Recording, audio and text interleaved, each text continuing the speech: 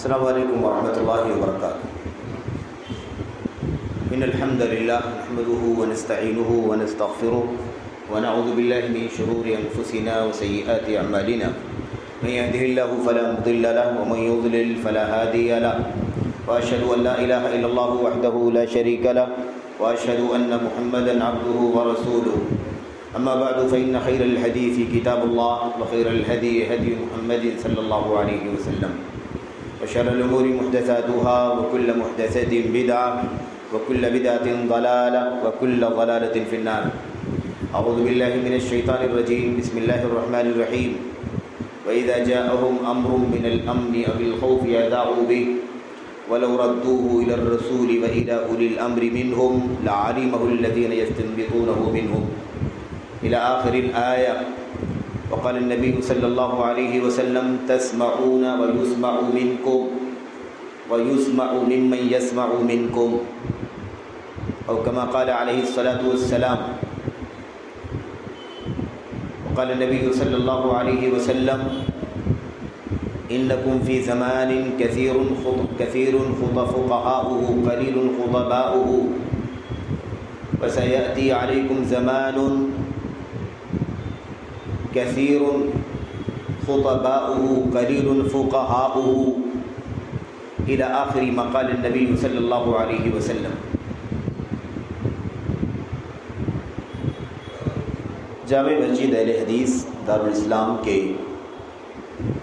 قابل قدر قابل احترام ذمہ داران، اس جامع مسجد کے امام و خطیب برادر گرامی شمشاد صاحب عالیاوی حفظہ اللہ، تمام تر بزرگوں، نوجوان دوستوں، قابل احترام ماں اور بہنوں، عزیز بچوں،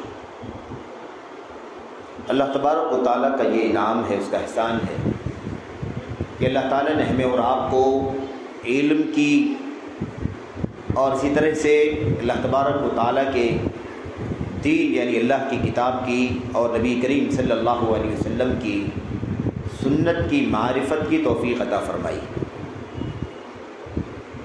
یہ امت علم کی امت ہے۔ اس امت کو اس بات کا حکم ہے کہ وہ اللہ کی عبادت کرے، لیکن اس شرط کے ساتھ کہ جو عبادت وہ کرے وہ علم کی روشنی میں کرے۔ ہم اور آپ سورۃ الفاتحہ کی تلاوت کرتے ہیں، آخری آیت کریمہ میں ہم پڑھتے ہیں اہدنا الصراط المستقیم کے بعد صراط الذین انعمت علیہم غیر المغضوب علیہم ولا الضالین۔ اللہ تبارک و تعالی ہمیں صراط مستقیم کی رہنمائی فرما، صراط مستقیم دکھا، صراط مستقیم پر چلا۔ ان لوگوں کا راستہ جن پر تیری نعمتیں نازل ہوئی ہیں، تیرا انعام ہوا ہے۔ آپ ذرا قریب قریب آ جائیے، نزدیک آ جائیے۔ جو راستہ ان لوگوں کا ہے جن پر تیرا انعام ہوا ہے، تیرے انعام پانے والے بندوں کا جو راستہ ہے اس راستے پر ہمیں چلا، ایک بات۔ دوسری چیز، ان لوگوں کے راستے پر نہ چلانا جن پر تیرا غضب ہوا ہے، اور ان لوگوں کے راستے پر بھی نہیں جو گمراہ ہو گئے ہیں۔ تو تین کیٹیگریوں کا تذکرہ یہاں پر کیا گیا ہے۔ ایک طبقہ ہے، ایک کیٹیگری ہے جن کو منعم علیہم، یعنی وہ طبقہ جن پر اللہ تبارک و تعالیٰ کا انعام ہوا ہے۔ دوسرا طبقہ وہ ہے جن پر اللہ تبارک و تعالیٰ کا غضب ہوا ہے، یعنی انعام نہ ہو تو چلو ٹھیک ہے، لیکن انعام بھی نہیں ہوا، مزید اللہ تبارک و تعالیٰ کا غضب اور اس کا غصہ، اللہ کا غصہ ان کے اوپر نازل ہوا، اترا۔ اور تیسرا طبقہ ان لوگوں کا ہے جو ضالین یعنی گمراہ۔ تین طبقے ہیں یہ۔ اللہ تبارک و تعالیٰ نے سورۃ الفاتحہ میں ہمیں اور آپ کو یہ بتلایا ہے کہ اس میں اللہ تعالیٰ کی تعریف ہے، اللہ تعالیٰ کی بڑائی ہے، بزرگی ہے، قیامت پر ایمان کا تذکرہ ہے، اور اس کے بعد اللہ تبارک و تعالیٰ ہمیں یہ سکھلاتا ہے کہ ہم اللہ تبارک و تعالیٰ سے دعا کریں، اللہ سے مانگیں، اللہ تبارک و تعالیٰ کے سامنے اپنے ہاتھ پھیلائیں، اور اس میں خاص طور پر یہ دعا کریں کہ اللہ تعالیٰ ہمیں ہدایت دے، یعنی ہماری رہنمائی فرمائے، ہمیں راستہ دکھائے، وہ راستہ جو بالکل سیدھا ہے۔ صراط مستقیم. اب صراط مستقیم کیا ہے؟ اس کی تشریح اگر تفسیر کھول کر کے دیکھیں تو کوئی مفسرین کا طبقہ کہے گا اس سے مراد قرآن ہے، کوئی اسے کہے گا اس سے مراد اسلام ہے، کوئی کہے گا اس سے مراد ایمان ہے، کوئی کہے گا اس سے مراد نبی کی سنت ہے، کوئی کہے گا اس سے مراد اللہ کے نبی صلی اللہ علیہ وسلم کے صحابہ کی سیرت اور ان کا طریقہ ہے، کوئی کہے گا اس سے مراد استقامت ہے، کوئی کہے گا اس سے مراد تقویٰ ہے. مختلف انداز کے اقوال ملیں گے آپ کو، لیکن اگر ان سب کو اکٹھا کر دیا جائے تو سب کا خلاصہ ایک ہی ہے، کوئی بات دوسری بات کے مخالف نہیں. ایمان، تقویٰ، اسلام، قرآن، سنت، ہدایت، سلف کا طریقہ، صحابہ، خلاصہ ایک ہی. ایسے اختلاف کو اختلاف تنوع، اس قسم کے جو اختلافات ہوتے ہیں ان کو اختلاف تنوع کہتے ہیں. یعنی کیا مطلب؟ دیکھنے میں اختلاف ہے لیکن نتیجے کے اعتبار سے اختلاف نہیں ہے. بہرحال صراط مستقیم کی رہنمائی فرما.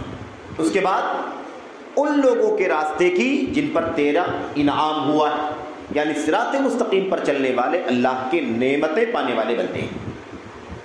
دوسری آیت کریمہ میں اللہ تبارک و تعالیٰ فرماتا ہے من الذین انعم اللہ علیہم من النبیین والصدیقین والشہداء والصالحین وحسن اولئک رفیقا. اللہ تبارک و تعالیٰ کی نعمتیں کن پر نازل ہوئی؟ انبیاء، صدیقین، شہداء اور صالحین، 4 طبقے کے لوگ. اللہ کے انبیاء، اس کے بعد صدیقین کا بندہ جس میں ایک مشہور نام امت کے صدیق ابو بکر رضی اللہ تعالیٰ عنہ کا ہے، اور بھی صدیقین ہو سکتے ہیں اللہ تبارک و تعالیٰ کے بہت سارے بندے. شہداء ہم جانتے ہیں اللہ کی راہ میں اللہ کے کلمے کی بلندی کے لیے، توحید کی بلندی کے لیے، سچے ایمان کی بلندی کے لیے، اللہ کی خالص عبادت و بندگی کو عام کرنے کے لیے جو لڑ کر کے شہید ہو گئے انہیں کیا کہتے ہیں؟ شہداء. اور اخیر میں الصالحین، اللہ تبارک و تعالیٰ کے نیک عمل کرنے والے صالح بندے، عام بندے جو بھی ہیں. یہ پہلا طبقہ ہے. اس کے بعد دوسرا طبقہ کیا ہے؟ دوسرا طبقہ غیر المغضوب علیہم، ان لوگوں کا راستہ نہ دکھانا جن پر تیرا غضب ہوا ہے، جن پر تو ناراض ہو گیا، جن سے تو غصہ ہو گیا. اور اخیر میں ان لوگوں کا راستہ بھی نہ دکھانا جو گمراہ ہیں. یہ جو اخیر کے جو دونوں گروہ ہیں، مغضوب علیہم اور ضالین. مغضوب جن پر اللہ کا غضب ہوا، کون ہے اس سے مراد؟ یہ یہودی حضرات ہیں، یہود، ان پر اللہ کا غضب ہوا. اور دوسرا طبقہ ضالین یعنی نصارہ، عیسائی، کرسچن جس کو ہم کہتے ہیں. اللہ کا غضب جن پر وہ یہودی ہیں. کیا معاملہ تھا یہودیوں کا؟ یہودیوں کا معاملہ کیا تھا جس کی وجہ سے غضب ہوا؟ وہ معاملہ ان کا یہ تھا کہ ان کے پاس علم موجود تھا لیکن وہ علم کے مطابق عمل نہیں کرتے تھے. علم کی روشنی موجود ہے، اللہ کی کتاب تورات موجود ہے، اللہ تبارک و تعالیٰ کے نبی رسول حضرت موسیٰ علیہ السلام اور ان کی امت کے بڑے بڑے علماء موجود ہیں، لیکن ان لوگوں نے علم کے مطابق عمل نہیں کیا. یعنی عمل میں کوتاہی کرنے کی وجہ سے اللہ تبارک و تعالیٰ کا ان کے اوپر کیا ہوا؟ غضب ہوا. ضالین کون ہے؟ نصارہ، عیسائی، کرسچن. ان کا کیا مسئلہ تھا؟ ان کا مسئلہ یہ تھا کہ یہ اللہ تبارک و تعالیٰ کے لیے عبادت تو کرتے تھے، عمل خوب کرتے تھے، خوب عمل، نیکی، اطاعت ہے نا، بندگی، اعمال صالحہ، اللہ کا حق، بندے کا حق، اعمال خوب کرتے تھے، عبادت کے کام بہت کرتے تھے، لیکن وہ عمل اور وہ عبادت علم کی روشنی میں نہیں کرتے تھے، جہالت کی بنیاد پر کرتے تھے. تو یہ بات دونوں کے بارے میں سمجھنے کی. یہودیوں پر اللہ کا غضب ہوا اس لیے کہ ان کے پاس علم تھا لیکن علم پر عمل نہیں کیا، یعنی عمل نہیں کیا علم کے مطابق، اس لیے اللہ کا غضب ہوا. عیسائیوں کا مسئلہ تھا کہ علم تھا ان کے پاس لیکن عبادت اور اعمال موجود تھے ان کے پاس لیکن منمانی تھے، علم کی روشنی میں وہ عمل نہیں کرتے تھے. جیسی بھی عبادت، جیسی بھی بندگی، جیسی بھی تسبیح. اسی لیے عیسائیوں کے ہاں رہبانیت آئی. رہبانیت یعنی سماج سے کٹ کر کے، لوگوں سے تعلق، لوگوں سے رشتہ ناتا توڑ کر کے، الگ تھلگ ہو کر کے، جنگل میں، کٹیا میں، صحرا میں جا کر کے کوئی جھگی بنا کر کے وہاں اللہ اللہ کرنا، نماز نہیں، کیا کہتے ہیں، شادی نہیں، بیاہ نہیں، بچے نہیں، اولاد نہیں، کمائی دھمائی، ان سب سے کوئی لینا دینا نہیں، بس بالکل الگ تھلگ ہو کر کے جا کر کے عبادت کرنا چاہیے. اب جو سمجھ میں آیا عبادت کیا، جیسی مرضی ہوئی جہالت کی بنیاد پر عبادت کرتے رہے. تو یہ طبقہ علم تھا، عمل نہیں کیا، اس طبقے نے عمل کیا لیکن علم کی روشنی میں نہیں کیا، جہالت کی بنیاد پر کیا۔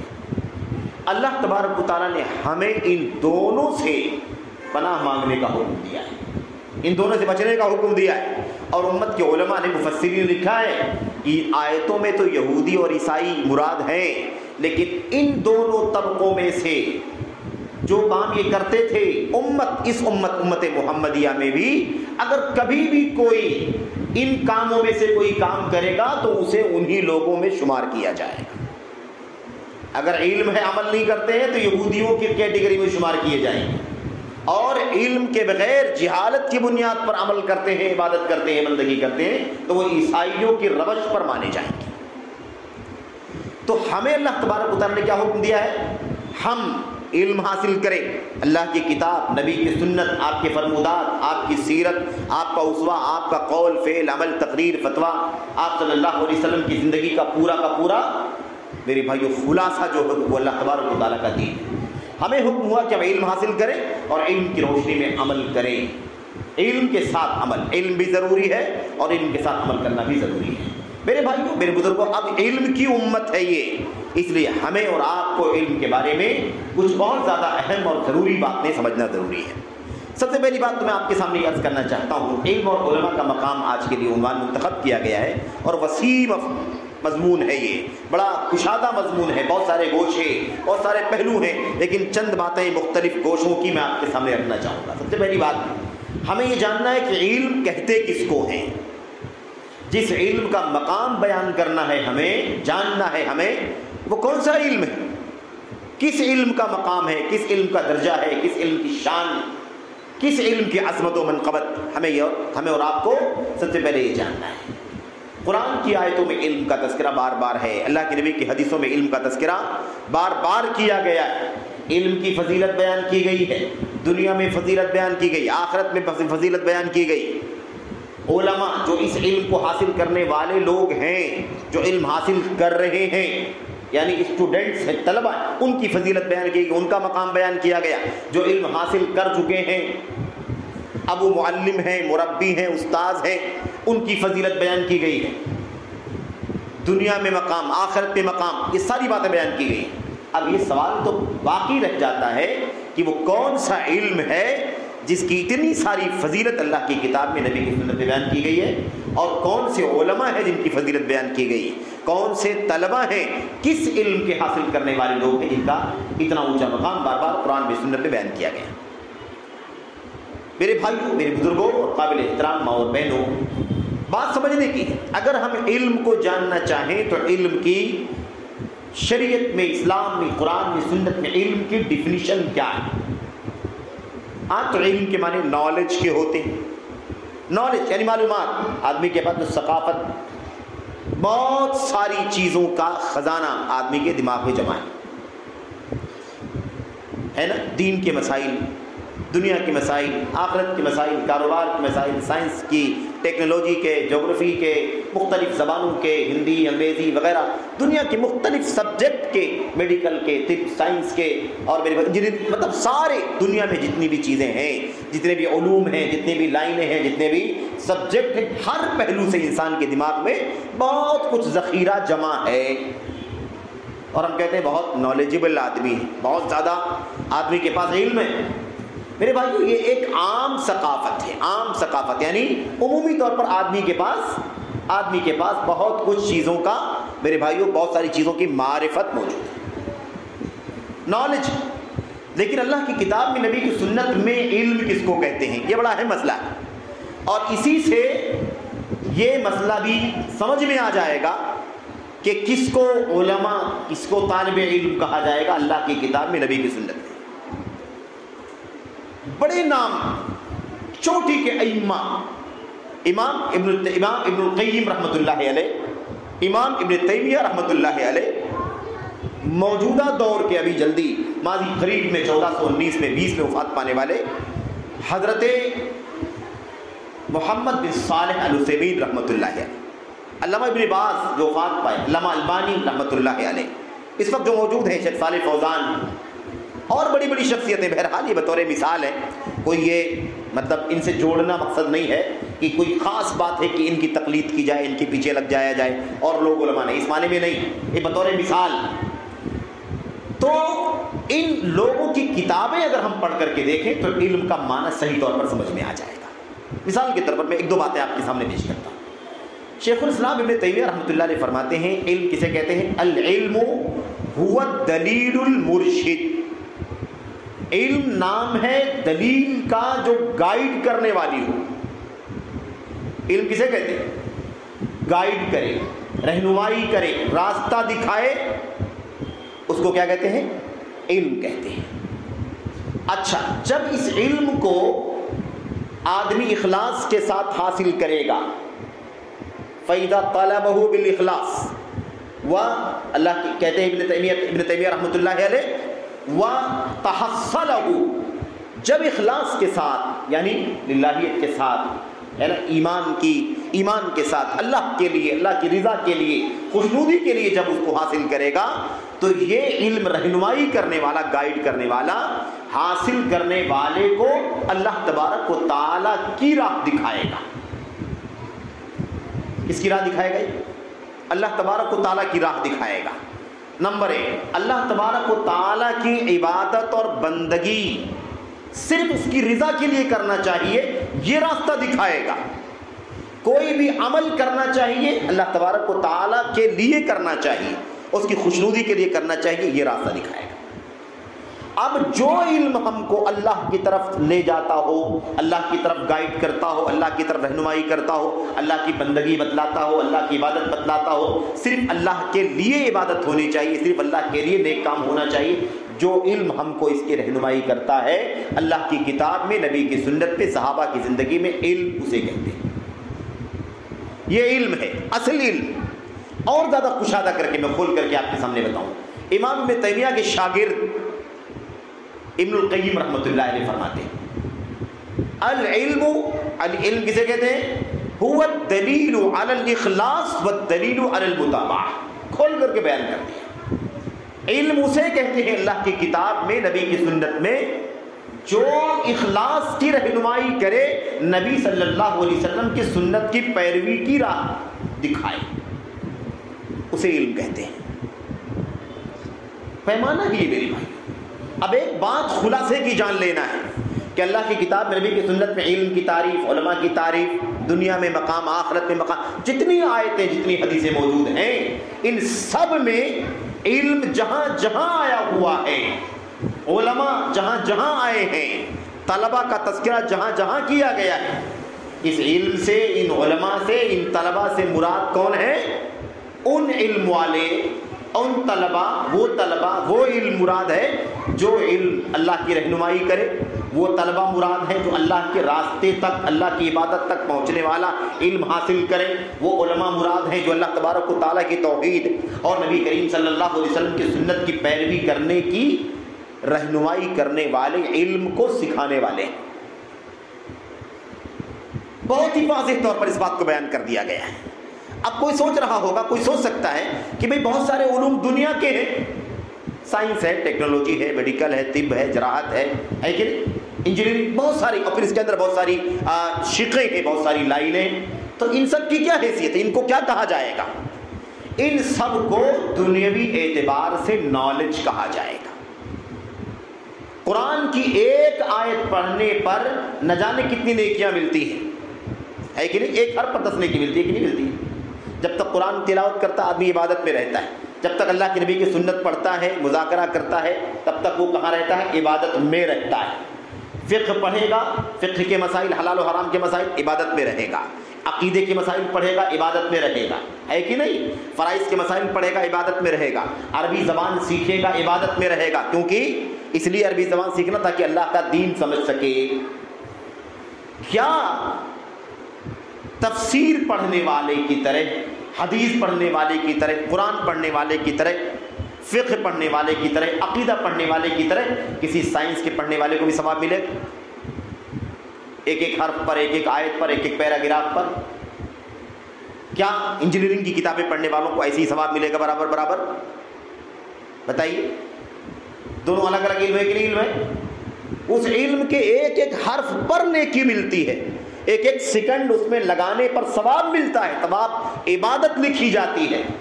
ظاہر ہے کہ کوئی بھی دنیا کا آدمی نہیں کہہ سکتا ہے کہ جیسے تفسیر، حدیث، عقیدہ، فقہ پڑھنے پر ثواب ملتا ہے، ایسے ہی سائنس کی کتاب پڑھو بہت ثواب ملے گا، جغرافی کی کتاب پڑھتے جاؤ ثواب ملے گا۔ دنیا کوئی آدمی بات کہہ سکتا ہے؟ نہیں کہہ سکتا۔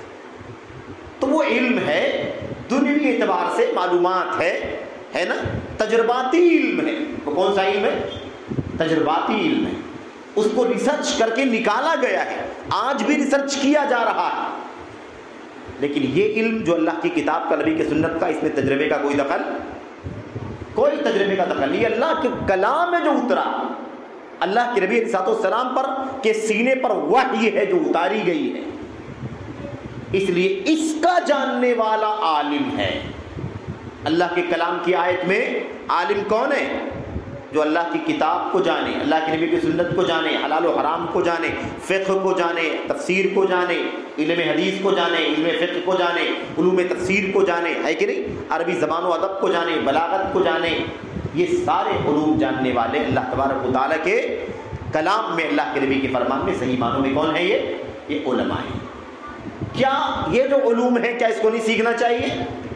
بالکل سیکھنا چاہیے۔ اللہ تبارک و تعالیٰ کے دین میں کوئی پابندی نہیں لگائی گئی، ہاں اصول ضابطہ بتلا دیا گیا، ہر علم حاصل کرو، کوئی مسئلہ نہیں، کوئی رکاوٹ نہیں، آزادی کے ساتھ حاصل کرو، سیکھو، پڑھو، دنیا میں تجرباتی علم حاصل کر کے ترقی کرو، روزی روٹی کماؤ، دنیا حاصل کرو، کوئی مسئلہ نہیں۔ شرط کیا ہے؟ پابندی کیا ہے؟ پابندی یہ ہے کہ وہ علم اگر آپ کو اللہ سے دور کرتا ہے تو آپ کو اس علم کو حاصل کرنے کی اجازت نہیں ہے۔ جو علم ہم کو بے دین بناتا ہو، جو دین، جو اللہ تبارک، جو علم، جو سبجیکٹ، جو نالج، جو ڈگری ہم کو اللہ سے دور کرتی ہو، آخرت سے دور کرتی ہو، اللہ کی بندگی سے دور کرتی ہو، بے ایمان بناتی ہو، ملحد بناتی ہو، بے دین بناتی ہو، ایسے علم کو حاصل کرنا درست نہیں ہے، جائز نہیں، بلکہ گناہ کا سبب ہے۔ یہ قاعدہ ہے اللہ تبارک و تعالیٰ کے دین۔ ورنہ اس کے علاوہ جو علم آپ کو حاصل کرنا ہے حاصل کرے، جائز ہے، جائز ہے، کوئی پابندی نہیں، کوئی رکاوٹ نہیں۔ لیکن اللہ تبارک و تعالیٰ کی کتاب میں، نبی کی سنت میں جس علم کی اتنی ساری فضیلت بیان کی گئی ہے، کتنی فضیلت بیان کی گئی ہے؟ اچھا، اللہ کے نبی صلی اللہ علیہ وسلم کی ایک دو حدیثیں اس پر بھی سن لیتے ہیں، پڑھ لیتے ہیں۔ اللہ کے نبی صلی اللہ علیہ وسلم فرماتے ہیں صلی اللہ علیہ وسلم، اور حدیثیں مشہور حدیثیں ہیں، اللہ کے نبی نے فرمایا تھا صلی اللہ علیہ وسلم نے، من خرج، من سلک، جو نکلا، جو چلا، کسی راستے پر نکلا، کسی راستے پر چلا، سفر کرنے کے لیے نکلا، اس لیے تاکہ علم حاصل کرے۔ کون سا علم حاصل کرے؟ علم حاصل کرے، اس راستے، اس مقصد سے جو شخص بھی نکلے گا، اللہ تبارک و تعالیٰ اسے اس راستے پر نکلنے کے ذریعے جنت کا راستہ چلائے گا۔ کون سا علم ہے؟ اللہ کی کتاب کا علم، نبی کی سنت کا علم، صحابہ کی سیرت کا علم، فقہ کا، حلال حرام، یہ اللہ کے دین کا علم، جس کو ہم شریعت کا علم کہتے ہیں۔ تو یہ ہے فضیلت۔ کوئی آدمی یہ بات بتائیے کہ کوئی کہہ سکتا ہے کہ میں سائنس میں ڈگری لینے جا رہا ہوں، انجینئرنگ کرنے کے لیے جا رہا ہوں اور میرا راستہ جنت کا راستہ ہے؟ ہاں یہ بات کہہ سکتے ہیں کہ انجینئرنگ کا علم حاصل کر لیا، اب اللہ نے اسے دینداری بھی عطا فرمائی، دین کا علم بھی عطا فرمایا، تو اب وہ اس دنیا کے علم کو نیکی میں، خیر میں، بھلائی میں استعمال کر رہا ہے، اس کے ذریعے سے لوگوں کی خدمت بھی کر رہا ہے، روزی روٹی بھی حاصل کر رہا ہے، لوگوں کی مدد بھی کر رہا ہے۔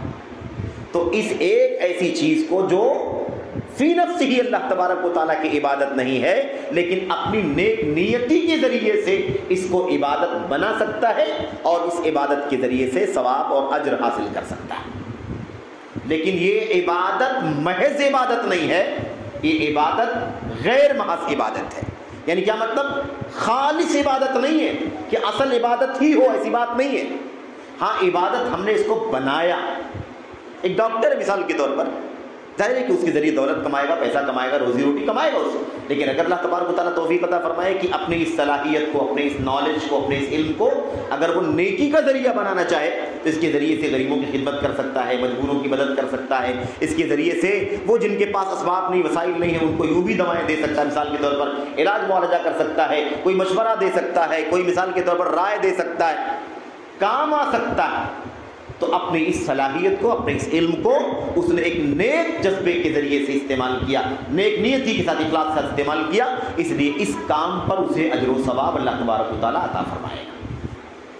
اسی کو علماء نے عبادت محضہ اور عبادت غیر محضہ، یعنی خالص عبادت، اصل میں عبادت ہے، اور دوسری چیز اصل میں عبادت نہیں ہے لیکن اسے نیک نیتی کے ذریعے سے انسان عبادت میں ڈال سکتا ہے۔ اور یہ کسی بھی علم کے بارے میں ہو سکتا ہے، کسی بھی صلاحیت کے بارے میں ہو سکتا ہے۔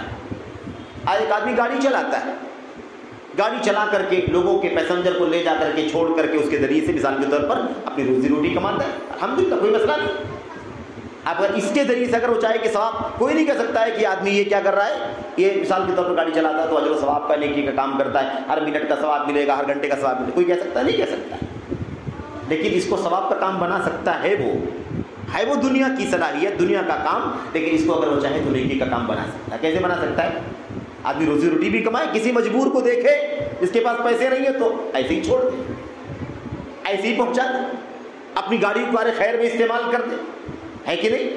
کسی کے کام آ جائے، کسی غریب کے کام آ جائے، کسی دین اور عقیدے کے کام میں اپنی گاڑی کا استعمال کرے مثال کے طور، اس کو کمانے کا ذریعہ نہ بنائے، تو انشاءاللہ تبارک و تعالیٰ اپنے اس کام میں بھی وہ اجر و ثواب کا مستحق بن جائے گا۔ بہرحال یہ ضمناً یہ بات آ گئی، تو کہنے کا مطلب کیا ہے؟ کہنے کا مطلب یہ ہے کہ ہم لوگ علم والی امت ہیں، علم کی امت ہے۔ اللہ تبارک و تعالیٰ کے کلام میں، نبی کے فرمان میں نہ جانے کتنی آیتیں ہیں جس میں اس بات کی کا حکم ہے، اس بات کی تلقین ہے کہ علم کی بڑی فضیلت، علم کا بڑا مقام ہے۔ اللہ کے نبی صلی اللہ علیہ وسلم کو خود اللہ تبارک و تعالیٰ نے حکم دیا کہ آپ دعا کیجئے اور کہیے قر رب زدنی علما، آپ کہیے اے پروردگار میرا علم بڑھا دے، میرے علم میں اضافہ فرما۔ میرے بھائیو، علماء نے، مفسرین نے، شارحین حدیث نے کیا کہا؟ علم ایک واحد چیز ہے پورے قرآن کریم کے اندر جس کے بارے میں اللہ تبارک و تعالیٰ نے اپنے نبی کو حکم دیا کہ آپ اس میں بڑھوتری کے لیے اللہ تبارک و تعالیٰ سے دعا کریں، میرا علم بڑھا دے، میرے علم میں اضافہ کر، اس کے لیے دعا کرنے کا اللہ تعالیٰ نے حکم دیا ہے۔ علم کے سوا کسی اور مسئلے میں اللہ تعالیٰ نے اپنے نبی کو حکم نہیں دیا ہے کہ آپ دعا کیجئے کہ اللہ تعالیٰ بڑھا دے۔ کہیں اللہ نہیں فرمایا کہ اللہ کے نبی آپ دعا کیجئے کہ اللہ آپ کی روزی بڑھا دے، آپ دعا کیجئے کہ اللہ تعالیٰ آپ کی عمر بڑھا دے، آپ دعا کیجئے کہ اللہ تبارک و تعالیٰ آپ کو دولت بہت زیادہ عطا فرما دے۔ کہیں بھی اللہ تعالیٰ نے آپ کو کسی اور چیز میں بڑھوتری کے لیے، اضافے کے لیے دعا کرنے کا حکم نہیں دیا ہے سوائے علم کے۔ رب زدنی علما، اے اللہ میرا علم بڑھا دے۔ یرفع اللہ الذین آمنوا منکم والذین اوتوا العلم درجات، اللہ تبارک و تعالیٰ تم میں سے ان لوگوں کو جو ایمان والے ہیں، علم والے ہیں، ان کے درجات کو اللہ بلند کر دیتا ہے۔ حافظ ابن حجر رحمۃ اللہ علیہ فرماتے ہیں، کہتے ہیں اس آیت کریمہ کا کھلا معنی، واضح طور پر معنی کیا ہے کہ اللہ تبارک و تعالیٰ ان لوگوں کا درجہ بلند کرتا ہے جو ایمان کے ساتھ علم والے بھی ہیں۔ ایمان کے ساتھ کیا ہے؟ علم والے ہیں، ان کا درجہ بلند کرتا ہے۔ کن کے اوپر؟ جو ایمان والے ہیں لیکن علم والے نہیں ہیں۔ تو علم اور ایمان والوں کا درجہ اللہ تعالیٰ ان پر بلند کر دیتا ہے جو صرف اور صرف ایمان والے ہیں، علم والے۔ تو علم کا مقام بہت زیادہ اونچا ہے۔ قرآن کریم کی کئی آیتوں میں اللہ نے فرمایا اوتوا العلم الذین اوتوا العلم الذین اوتوا العلم، وہ لوگ جن کو علم دیا گیا، وہ لوگ جن کو علم دیا گیا، وہ لوگ جن کو علم دیا گیا۔ تقریباً 8-9 آیتیں ہیں جس میں اللہ نے فرمایا جن کو علم عطا کیا گیا۔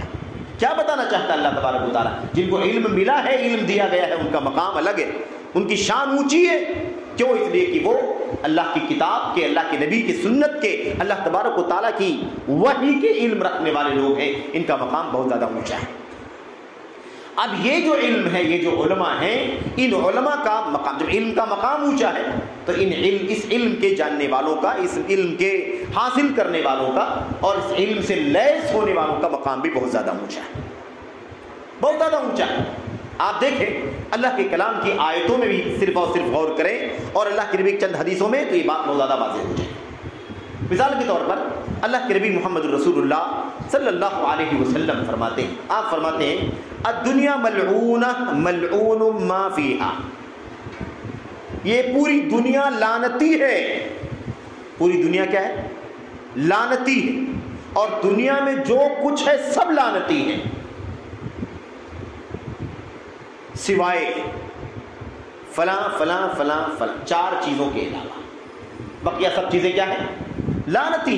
ترمذی کی روایت، صحیح روایت نبی کریم صلی اللہ علیہ وسلم کی، آپ فرماتے ہیں الدنیا ملعونہ ملعون ما فیہا، دنیا لعنتی ہے، دنیا کے اندر جو چیزیں ہیں وہ کیا ہیں؟ لعنتی ہیں، سوائے 4 چیزوں کے. 4 چیزیں الا ذکر اللہ. نمبر 1 سوائے اللہ تبارک و تعالیٰ کے ذکر کے. اللہ کا ذکر ہے نا، اللہ کا ذکر یعنی اللہ تبارک و تعالیٰ کی عبادت، اللہ کی توحید، ایمان، عقیدہ، اللہ تبارک و تعالیٰ کا کلام، اللہ کے نبی کی سنت، اللہ تعالیٰ کی حمد، اللہ کی ثنا، سبحان اللہ، الحمدللہ وغیرہ. یہ سب کا سب کیا ہے؟ اللہ تبارک و تعالیٰ کا ذکر. یہ بندگی جو ہم کرتے ہیں، نماز ذکر ہے کہ نہیں ذکر ہے؟ نماز ذکر ہے کہ قرآن کریم میں اللہ فرماتا ہے وَأَقِمِ الصَّلَاةَ لِذِكْرِي، اور آپ میرے ذکر کے لیے نماز قائم کیجیے. تو نماز ذکر ہے، قرآن کریم ذکر ہے، نبی کی سنت ذکر ہے، اللہ کا دین پورا کا پورا کیا ہے؟ یہ ذکر ہے. تو کیا کہا اللہ کے نبی؟ الا ذکر اللہ. لعنت سے باہر کیا ہے؟ نمبر 1 اللہ تبارک و تعالیٰ کا ذکر. نمبر 2 وما والا، اور جو اللہ تبارک و تعالیٰ کے ذکر سے محبت کرے، اس سے جڑے، اس سے وابستہ رہے، اس سے لو لگائے، یہ اللہ تبارک و تعالیٰ کی لعنت سے باہر ہے. اللہ کا ذکر لعنت سے باہر، اور اللہ کے ذکر سے جڑنے والے، محبت کرنے والے، وابستہ رہنے والے، لگے رہنے والے، یہ اللہ تبارک و تعالیٰ کی لعنت سے باہر. نمبر 2. نمبر 3 وعالم ومتعلم. تیسرا کون ہے؟ اللہ کے دین کا علم رکھنے والا، اللہ کے دین کا علم حاصل کر لینے والا. اور چوتھا کون ہے؟ جو اللہ تبارک و تعالیٰ کے علم کا، کے دین کا طالب، دین کے علم کا طالب، اسٹوڈنٹ ہے ابھی. یہ 4 الفاظ اللہ کے نبی نے استعمال فرمائے. ان 4 کے سوا سب لعنتی. آپ اندازہ لگائیے کہ کیوں اللہ کے نبی نے یہ بات فرمائی ہو. کیوں؟ اس لیے کہ دنیا کا وجود صرف اس لیے ہوا ہے کہ اللہ تبارک و تعالیٰ کی عبادت خالص، اللہ کی بندگی خالص ہوئی زمین کے اوپر، زمین کی سطح پر، آسمان کے تحت، آسمان تلے اللہ تبارک و تعالیٰ کی عبادت کے سوا کسی اور کی عبادت نہ ہو.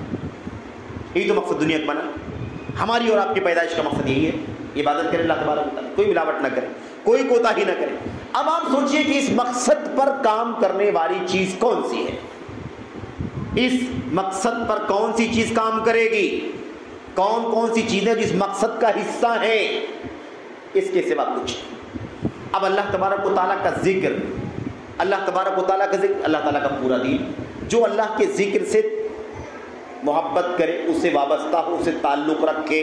مثال کے طور پر یہ مسجدیں کیا ہے؟ اللہ کے ذکر سے تعلق رکھتے ہیں، اللہ کے ذکر کی جگہ ہے، اللہ کے ذکر کی جگہ ہے، عبادت کی، بندگی کی جگہ ہے، یہ اس کا مرکز ہے.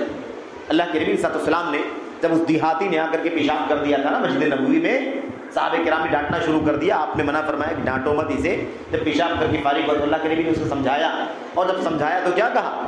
آپ نے فرمایا ان المساجد ان هذه المساجد لم تبنى لهذا، یہ مسجدیں اس کام کے لیے نہیں بنائی گئی ہیں، پیشاب پاخانہ کرنے کے لیے مسجدیں نہیں بنائی گئی کہ کوئی آئے پیشاب کرے، کوئی آئے اس کے لیے نہیں بنائی گئی. کس لیے بنائی گئی؟ مسجدوں کا مقصد کیا ہے؟ اللہ کے نبی نے فرمایا تھا انما بنیت لاقامت الصلاۃ ولتلاوت القرآن ولذکر اللہ تعالی وقراءۃ القرآن. یہ مسجدیں بنائی گئی تاکہ اللہ تبارک و تعالیٰ کی نماز قائم کی جائے، تاکہ اللہ تبارک و تعالیٰ کے کلام کی تلاوت کی جائے، تاکہ اللہ تبارک و تعالیٰ کا ذکر کیا جائے.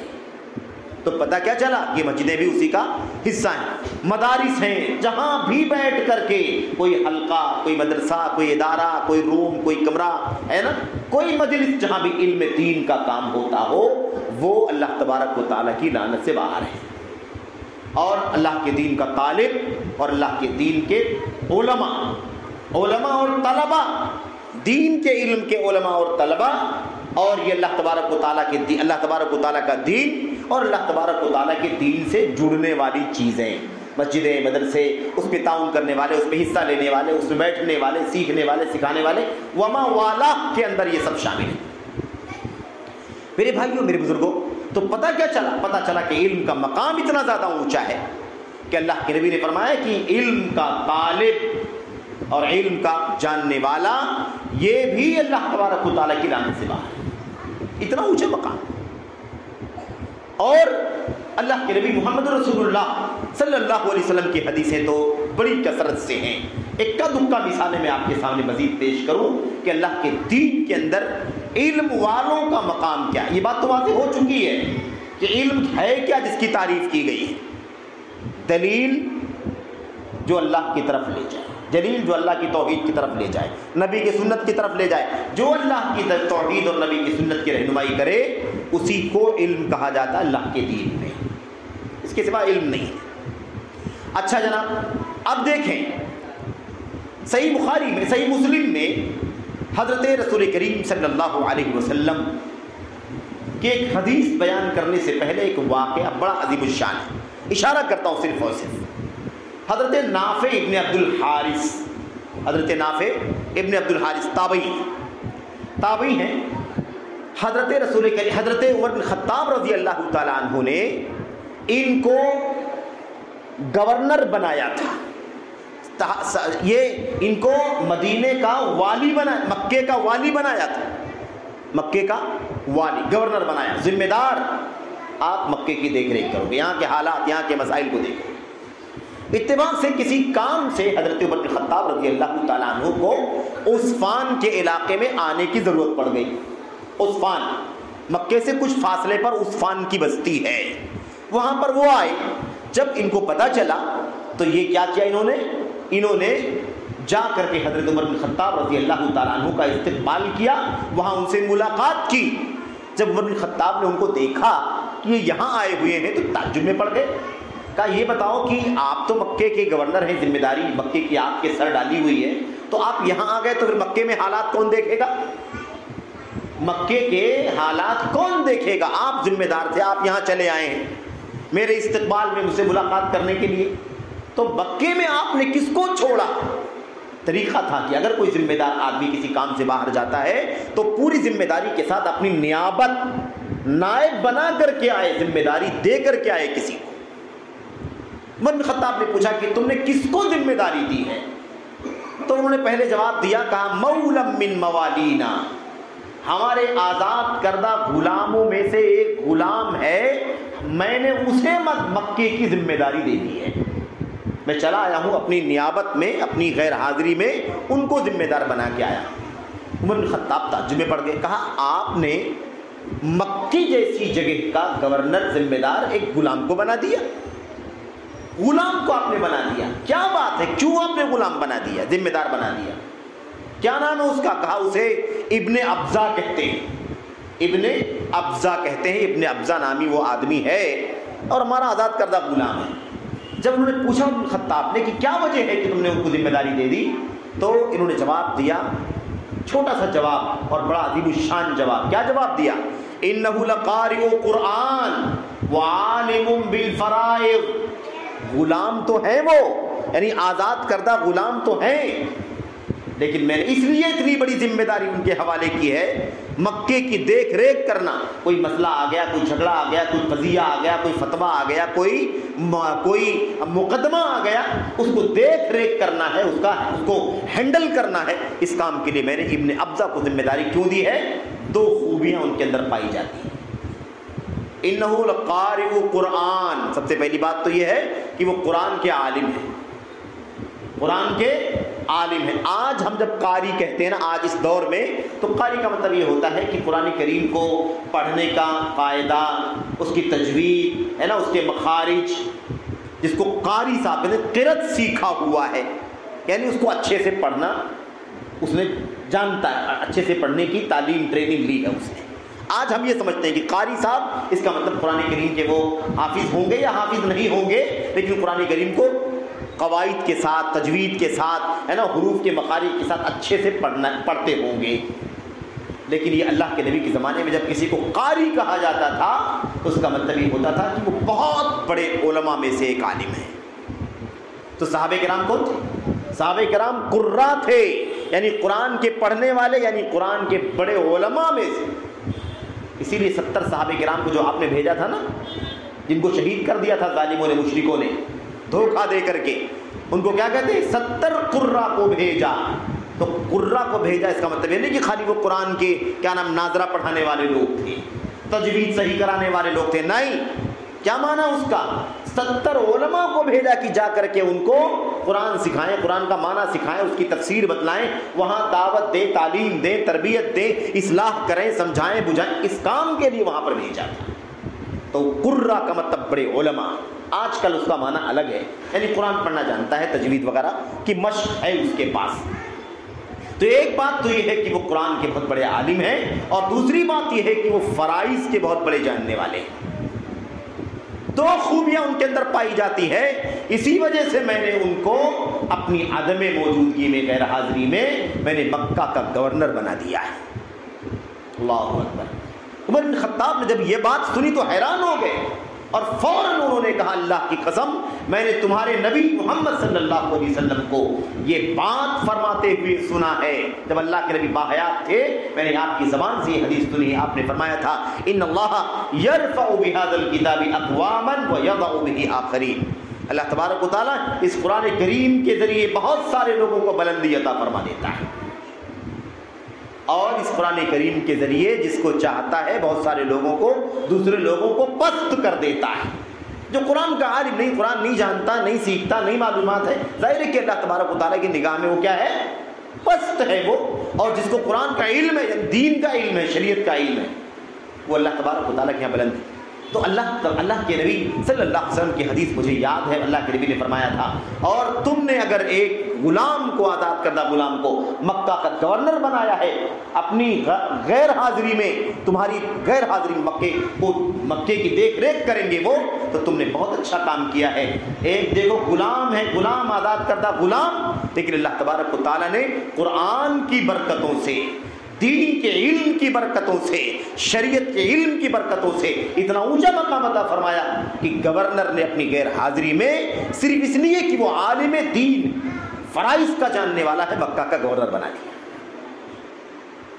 मेरे भाई, आज क्या होता है? आज हालात हमारे और आपके ऐसे हो गए, दुनिया के हालात ऐसे होते जा रहे हैं मेरे भाइयों, कि अगर किसी को शादी करनी हो, पैगाम आ जाए, रिश्ता आ जाए, और पूछताछ हो कि बच्चा पढ़ा क्या है, तो आप अगर कहें कि माशाअल्लाह हमारा बच्चा तो हाफिज भी है, हमारा बच्चा तो कारी भी है, हमारा बच्चा तो मुजव्विद भी है, हमारा बच्चा तो क़िरात सबा जानता है, अरबाता अशर जानता है, 10 क़िरात कारियों की मश्क है, 14 कारियों की मश्क है, और हमारा बच्चा आलिम भी है, हमारा बच्चा हदीस का मुतखस्सिस है, तफसीर का मुतखस्सिस है, फाजिल है, और आज वगैरह वगैरह, कोई कीमत नहीं है इसकी।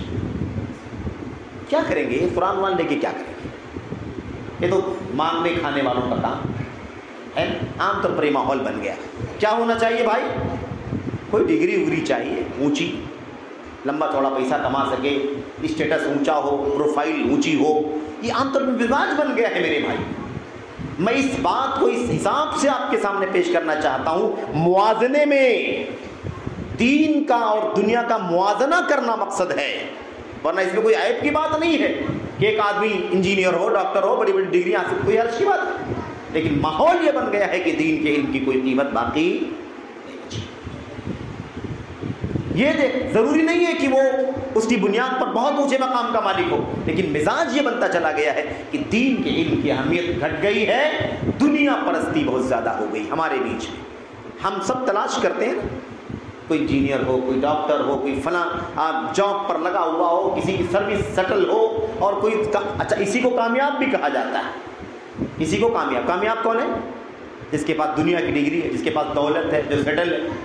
लोग कहते भी हैं ना, इस बात को लोग बयान भी करते हैं, फलाने का बच्चा तो सक्सेस हो गया, फलाने का बेटा कामयाब हो गया। क्या हो गया? अरे उसने फला डिग्री हासिल की थी और ऐसी जॉब लग गई है, 5 लाख रुपए महीने कमा रहा है, सक्सेस हो गया। और वो फलाना नहीं, किसी काम का नहीं, वो आलिम हाफिज है, बस ऐसे ही। आप सोचें कि अल्लाह तबारक व तआला के दीन का इल्म कितनी बेवकाती है उसकी। जब दीन मोहब्बत थी, दीन का मकाम था, तो आलिम दीन को गवर्नर बना दिया जाता था। फराइज के इल्म की वजह से गुलाम होने के बावजूद भी उसे मक्का की गवर्नरी दी जाती थी। क्या मक्का में और सहाबा नहीं थे? सहाबा भी मौजूद थे, ताबीन भी मौजूद, बड़ी तादाद मौजूद थी, लेकिन दो बड़ी खूबियां मौजूद थी कि वो कुरान करीम के बड़े आलिम थे, यानी दीन के आलिम थे, और फराइज की महारत रखने वाले थे, यानी मीरास के मसाइल, मीरास किसको कितना हक मिलेगा, بیوی کو, شوہر کو, بیٹے کو, بیٹی کو, ماں کو, ہے نا, وغیرہ وغیرہ, کتنا کس کو حق ملے گا. یہ بھی عجیب و غریب مصیبت ہے میرے بھائیوں کہ خاطر میں نہیں لایا جاتا, گنا بھی نہیں جاتا ہے. سارا حساب کتاب بیٹوں کے لیے ہوتا ہے, بیٹیوں کے لیے کوئی حساب نہیں. بیٹی کو ملے گا کاؤنٹ میں نہیں رکھا جاتا, گنا ہی نہیں جاتا اس کو کتنا ملے گا. کتنا ملے گا تو بات کی بات ہے, اس کو ملنا ہی نہیں ہے. تو 4 بیٹے 4 بیٹیاں ہیں, کتنا گنا جاتا ہے اسے؟ باپ کے مرنے کے بعد 4 حصہ ہوگا. کیوں؟ بیٹیاں کہاں گئی بھائی؟ بیٹیاں کہاں گئی؟ یہ سب جہالت کا نتیجہ ہے, یہ سب دنیا پرستی کا نتیجہ ہے میرے بھائیوں, اور انہی سب مخالفتوں کی لعنت ہماری اور آپ کی زندگی میں ہے.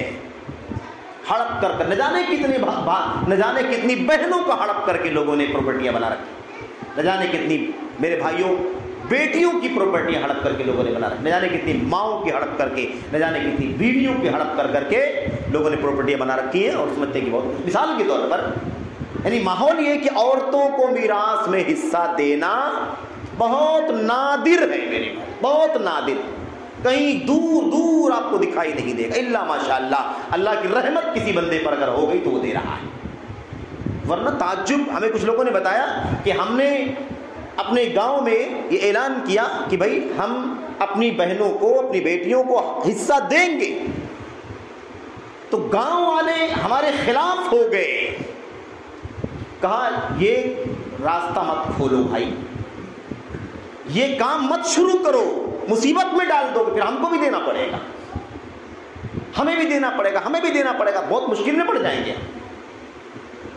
میرے بھائیو یہ حالت ہے ہمارے سماج کی, ہمارے سوسائٹی کی, دور دور تک کوئی پتہ لگتا نہیں. خیر یہ بات اسی طرف چلی گئی. میں عرض یہ کر رہا تھا آپ سے کہ اللہ کے نبی محمد رسول اللہ صلی اللہ علیہ وسلم کی حدیث کہ اللہ تعالیٰ اس قرآن کے ذریعے بہت سارے لوگوں کو بلندی عطا فرماتا ہے, اور اس کے ذریعے بہت سارے لوگوں کو پست کر دیتا ہے. آج شادی بیاہ کی جب نوبت آتی ہے نا, شادی بیاہ کا مسئلہ آتا ہے, تو میراث تو جہیز کے جھگڑے ہونا شروع ہو جاتے ہیں. جہیز کا تو خیر اسلام میں تصور ہی نہیں ہے, جس معنی میں ہمارا سماج چل رہا ہے اس کا کوئی تصور اسلام میں نہیں ہے. میں آپ کو اس بارے میں بات کرنا چاہتا ہوں, مہر جو دینی اسلام کا بنیادی حصہ ہے. مہر ہے نا, 2 چیزیں واجب ہے شریعت کے اندر. نکاح میں 2 ہی خرچہ ہے, تیسرا کوئی خرچہ نہیں, اور 2 ہی خرچہ ہے, اور دونوں خرچے لڑکے پر ہیں, لڑکی پر کوئی خرچہ نہیں. اللہ تبارک و تعالیٰ کے دین میں جو خرچہ ہے نکاح شرعی میں وہ 2 خرچہ ہے, اور دونوں خرچے کس کے ذمہ ہیں؟ لڑکے کے ذمہ ہے, لڑکی کے اوپر کوئی خرچہ نہیں. وہ خرچہ ایک ہے مہر, اور دوسرا خرچہ ہے ولیمہ. اور اس میں بھی اللہ کے نبی نے فرمایا کہ بہت زیادہ مبالغہ کر کے نہیں ہونا چاہیے, اپنی حیثیت سے متوسط اعتدال کے ساتھ میانہ روی کے ساتھ خرچ ہونا چاہیے. لیکن آپ دیکھیں حالات کیا ہے ہمارے سماج کے حالات کیسے ہو گئے.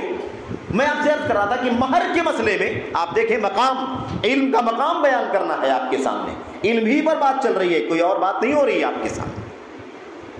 جوان صحابی اللہ کے نبی صلی اللہ علیہ وسلم کے سامنے آیا اور کہا اللہ کے نبی یہ عورت آپ سے نکاح کرنا چاہتی ہے, آپ کے سامنے یہ پیشکش کر رہی ہے کہ آپ مجھ سے نکاح کر لیجئے, لیکن آپ کو نکاح اگر نہیں کرنا ہے اس خاتون سے تو میں جوان ہوں, مجھے نکاح کی ضرورت ہے, میرا نکاح کروا دیجیے, میرا نکاح کروا دیجیے.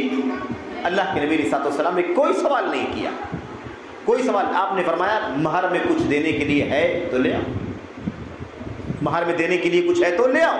بہرحال گیا, تلاش کر کے آیا, وہ ساتھی, اس کو کچھ بھی نہیں ملا. آپ نے فرمایا کوئی انگوٹھی مل جائے چاہے لوہے کی ہو تو بھی لے آؤ, 1-2 درہم میں بک جائے گی, مہر بن جائے گا. وہ تلاش کیا, کچھ نہیں پایا. کہا اللہ کے نبی یہ چادر جو میں نے اوڑھا ہے اس کے علاوہ میرے پاس کوئی دولت, کوئی پراپرٹی ہے ہی نہیں, کوئی مال ہے ہی نہیں, میں دوں تو کیا دوں.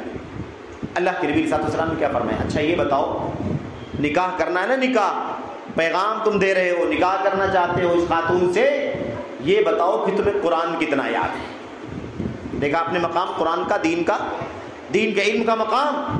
اللہ کے نبی نے فرمایا بتاؤ قرآن کتنا یاد ہے, کم تحفظ من القرآن, قرآن کتنا یاد ہے. صحابی رسول نے کہا سورت کذا و کذا و کذا, مجھے فلاں سورت فلاں سورت یاد ہے. آپ نے فرمایا ٹھیک ہے کوئی بات نہیں ہے, یہ جو سورتیں ہیں ان سورتوں کو اپنی اس ہونے والی بیوی کو سکھا دینا. یہ سورتیں کیا کرنا, اپنی ہونے والی بیوی کو سکھا دینا, اس کی تعلیم دے دینا. تم قرآن کا علم رکھتے ہو، یہ علم اپنی بیوی کو سکھا دینا، اسی کو میں نے مہر بنا دیا ہے، اور جاؤ اسی کو مہر بنا کر کے میں تمہارا نکاح اس سے کر دیتا ہوں۔ انطلق بہا، اسے لے جاؤ، میں نے تمہارے پاس جو قرآن ہے، تم کو جو قرآن یاد ہے اس کو مہر بنا کر کے اس کا نکاح تم سے کر دیا۔ یہ اللہ تبارک و تعالیٰ کے دین کی تعلیم ہے۔ میرے بھائی آج حالت کیا ہے؟ میرے بھائیو کوئی بھی کتنا بھی بڑا سے بڑا دین کا عالم ہو، یہ قیمت نہیں اس کی۔ قیمت کس کی؟ دولت۔ میرے بھائی آج حالت عجیب و غریب ہو چکی ہے۔ خیر پہلو دوسری طرف چلا جائے گا، اس موضوع پر بات کریں گے تو ایک مستقل الگ موضوع ہے اس پر بات کرنے کے لیے۔ میں عرض یہ کر رہا تھا کہ علم کا مقام، علماء کا مقام کیا ہے۔ علماء کے مقام کے حوالے سے اللہ کے نبی صلی اللہ علیہ وسلم کی وہ حدیث جس میں آپ نے صحابہ کرام سے کہا تھا، بہت ساری حدیثیں علم کے بارے میں، علماء کے بارے میں آپ سنتے ہیں، میں وہ باتیں نہیں پیش کر رہا ہوں تاکہ اعادہ بار بار دہرایا نہ جائے، کچھ مزید باتیں آپ کے سامنے آ جائیں۔ صحابہ کرام سے اللہ کے نبی صلی اللہ علیہ وسلم نے فرمایا تھا تسمعون ویسمع منکم، ساتھیو میرے ساتھیو تم لوگ میری باتیں سن رہے ہو، جو قرآن کی آیتیں پڑھ کر کے بتا رہا ہوں، جو حدیثیں پڑھ کر کے سنا رہا ہوں، یہ میری باتیں تم سن رہے ہو، سن کر کے اس کا علم حاصل کر رہے ہو۔ یعنی علم تم کو کہاں سے مل رہا ہے؟ میری زبان سے علم حاصل ہو رہا ہے، اب تم عالم ہو گئے ہو اس کو سن کر کے۔ وَيُسْمَعُ مِنْكُمْ، آئندہ اگلے دور میں، اگلے زمانے میں، آئندہ تم جو سن رہے ہو اس کو تم سے دوسرے لوگ سنیں گے۔ کون سنے گا؟ یسمعُ منکم، تم سے سنا جائے گا اور لوگ سنیں گے۔ اور اس کے بعد اللہ کے نبی نے اور آگے بیان فرمایا وَيُسْمَعُ مِمَّن يُسْمَعُ مِنْكُمْ، اور جو لوگ تم سے سنیں گے ان سے ان کے بعد والے سنیں گے۔ یعنی علم کیسے منتقل ہوگا؟ علم اس کو کہتے ہیں تلقی، یعنی اپنے استاد سے، علم والے سے سیکھ کر کے علم حاصل کرنا۔ اب میں علم والا ہو جاؤں تو مجھ سے فلاں علم حاصل کرے، وہ علم والا ہو جائے تو اس سے دوسرا علم حاصل کرے۔ اللہ کے نبی نے یہ تعلیم دے دی تھی کہ علم دین کا طریقہ یہ ہونا چاہیے۔ علم دین کا طریقہ یہ ہونا، اس میں دو باتیں خاص طور پر ہیں۔ ایک بات تو یہ ہے کہ براہ راست علماء سے علم حاصل کرنا چاہیے۔ کس سے؟ علماء سے۔ تو علماء سے علم اور براہ راست، سمجھ رہے ہیں نا؟ علم علماء سے حاصل کرنا ہے اور براہ راست حاصل کرنا ہے، واسطے سے نہیں، بلا واسطے ڈائریکٹ علم حاصل کیا جائے۔ مطلب کیا ہے اس کا؟ مطلب یہ ہے کہ کوئی کتاب کسی عالم کی لکھی ہوئی رکھی ہے، اور ہم اب سوچیں کہ کتاب تو لکھی ہے فلاں عالم صاحب نے، ان کی وفات ہو چکی ہے یا زندہ بھی ہیں تو کوئی بات نہیں، ان کی کتاب کو پڑھ کے، اس کتاب کو پڑھ کر کے میں دین کا عالم بن جاؤں، تو یہ صحیح معنوں میں پاسبل نہیں ہے۔ معلومات ضرور ہو جائے گی، اس سے انکار نہیں ہے، علم حاصل ہوگا، معلومات ہوگی، لیکن اس کتاب کے ذریعے سے، صرف کتاب کے ذریعے سے علم حاصل کرنے کا نتیجہ یہ ہوگا کہ جو معنی، جو باتیں اس کے اندر بیان کی گئی ہیں اس کو اس طرح سے وہ نہیں سمجھے گا جیسے سمجھنا چاہیے۔ اس لیے کتاب کو سمجھنے کے لیے معلم کی ضرورت ہے، اور معلم بھی چاہیے، کتاب بھی چاہیے۔ اسی لیے اللہ تبارک و تعالیٰ نے قرآن کریم بھی اتارا اور اس کو سمجھانے کے لیے نبی بھی بھیجا، کتاب بھی اتاری، اللہ کا پیغام اترا اور نبی بھیجا تاکہ اللہ کا نبی ایک ایک آیت کا معنی پڑھ کر کے سکھائے، اس پر عمل کر کے دکھائے، پریکٹیکل کر کے دکھائے، تاکہ کہیں بھی سمجھنے میں، عمل کرنے میں پیچیدگی پیدا نہ ہو۔ تو علم کہاں سے حاصل کرنا چاہیے؟ علماء سے حاصل کرنا چاہیے۔ اور یہ سب سے بڑا مسئلہ ہے میرے بھائیوں، جس کی وجہ سے امت میں انتشار پیدا ہوتا ہے۔ جب تک اس امت کے ان طبقوں نے، شروع والوں نے علم کا یہ راستہ اختیار کیا، تب تک کوئی مسئلہ نہیں، کوئی پیچیدگی نہیں تھی۔ صحابہ کرام نے اللہ کے نبی سے علم حاصل کیا، تابعین نے صحابہ سے علم حاصل کیا، تابعین نے تابعین سے علم حاصل کیا، یہ سلسلہ چلتا رہا، تب تک کوئی پیچیدگی امت کے اندر نہیں تھی۔ امت کے اندر پیچیدگی پیدا کہاں سے ہو گئی؟ جب لوگوں نے علم والوں سے وابستگی اور تعلق کمزور کر لیا، سے مشکل پیدا ہو گئی۔ قرآن کریم کی آیت کریمہ میں اللہ تبارک و تعالیٰ فرماتا ہے، قرآن کریم میں اللہ تبارک و تعالیٰ فرماتا ہے میرے بھائیوں، اور مشہور آیت کریمہ اللہ تبارک و تعالیٰ فرماتا ہے، میں نے شروع میں آپ کے سامنے آیت کریمہ پڑھی ہے، آیت لمبی ہے لیکن اس کا یہ ٹکڑا ہمارے کام کا ہے جو ہمیں آپ کے سامنے پیش کرنا۔ اللہ تبارک و تعالیٰ فرماتا ہے اللہ فرماتا ہے وَلَوْ رَدُّوهُ إِلَى الرَّسُولِ وَإِلَى أُولِي الْأَمْرِ مِنْهُمْ لَعَلِمَهُ الَّذِينَ يَسْتَنبِطُونَهُ مِنْهُمْ. معنی کیا اس کا؟ معنی یہ ہے کہ جب کوئی ایشو آتا ہے، جب کوئی فتنہ آتا ہے، جب کوئی مصیبت کھڑی ہو جاتی ہے، جب کوئی ایسا مسئلہ، کوئی قضیہ پیچیدہ الجھ جاتا ہے کسی علاقے میں جس کے بارے میں لوگوں کو سمجھ میں نہیں آتا کیا کرنا چاہیے کیا نہیں کرنا چاہیے، لوگ کیا کرتے ہیں؟ لوگ یہ کرتے ہیں کہ اس کو اڑا دیتے ہیں، اس کو پھیلا دیتے ہیں. ہونا یہ چاہیے، اللہ فرماتا ہے اگر اس مسئلے کو، جو قضیہ ہے، جو مسئلہ ہے، جو ایشو ہے، اگر اس مسئلے کو، اس قضیے کو اللہ کے رسول صلی اللہ علیہ وسلم کی طرف لوٹا دیتے، جب اللہ کے نبی موجود رہیں گے تبھی تو لوٹایا جائے گا، اللہ کے نبی صلی اللہ علیہ وسلم کی طرف لوٹا دیتے، رسول کی طرف، وَإِلَىٰ أُولِي الْأَمْرِ مِنْهُمْ، اور ان لوگوں کی طرف لوٹا دیتے اس مسئلے کو جو معاملات کے ذمہ دار ہیں، جو امت کے ذمہ دار ہیں، جو قوم کے ذمہ دار ہیں، جو قوم کی رہنمائی کرنے والے ہیں، ان کی دیکھ ریکھ کرنے والے ہیں. اگر وہ اس مسئلے کو ان لوگوں کی طرف لوٹا دیتے تو لَعَلِمَهُ الَّذِينَ يَسْتَنبِطُونَهُ مِنْهُمْ، تو اس قضیے، اس ایشو کی حقیقت کو وہ لوگ جان لیتے، جو اس کا نتیجہ نکال لیتے، اس میں اسٹینڈ لے لیتے، اس کا فیصلہ کر لیتے اور مسائل میں لوگوں کو الجھنے سے بچا لیتے. اللہ تبارک و تعالیٰ نے آیت کریمہ میں اس بات کو سمجھایا. اب حالات کیسے ہیں میرے بھائی؟ حالات جس طرح سے امت اللہ کے نبی صلی اللہ علیہ وسلم سے دور ہوتی جا رہی ہے، قیامت سے قریب ہوتی جا رہی ہے، ایسے ہی رفتہ رفتہ لوگوں کا تعلق علم والوں سے کمزور ہوتا جا رہا ہے. آج تو میڈیا کا دور ہے، میڈیا کا دور ہے میرے بھائی. کوئی بھی پابندی نہیں ہے، کوئی بھی روک ٹوک نہیں ہے، ہر آدمی جو چاہتا ہے، جیسے چاہتا ہے، اپنے مٹیریل کو میڈیا پر عام کر دیتا ہے. اور شہرت، ریاکاری، پبلسٹی اور دنیا پرستی کا معاملہ ایسا بنا ہوا ہے کہ جس کو دیکھو وہ چینل بناتا ہے، جس کو دیکھو وہ ویب سائٹ بناتا ہے، جس کو دیکھو وہ بلاگ بناتا ہے، جس کو دیکھو وہ کوئی نہ کوئی میرے بھائیوں راستہ سوشل میڈیا پر اپنے آپ کو پاپولر کرنے، اپنے آپ کو مشہور کرنے کے لیے لگا دیتا ہے. خواہ اس کا تعلق، خواہ اس کا بیک گراؤنڈ علم دین کا رہا ہو یا نہ رہا ہو، وہ صحیح معنوں میں علم کا طالب علم رہا ہو یا نہ رہا ہو، علماء کی فہرست میں وہ آتا ہو یا نہ آتا ہو، ہر آدمی اپنی اپنی بات پھیلانے کی کرنے لگا. مشکل کہاں جاتی ہے میرے بھائی؟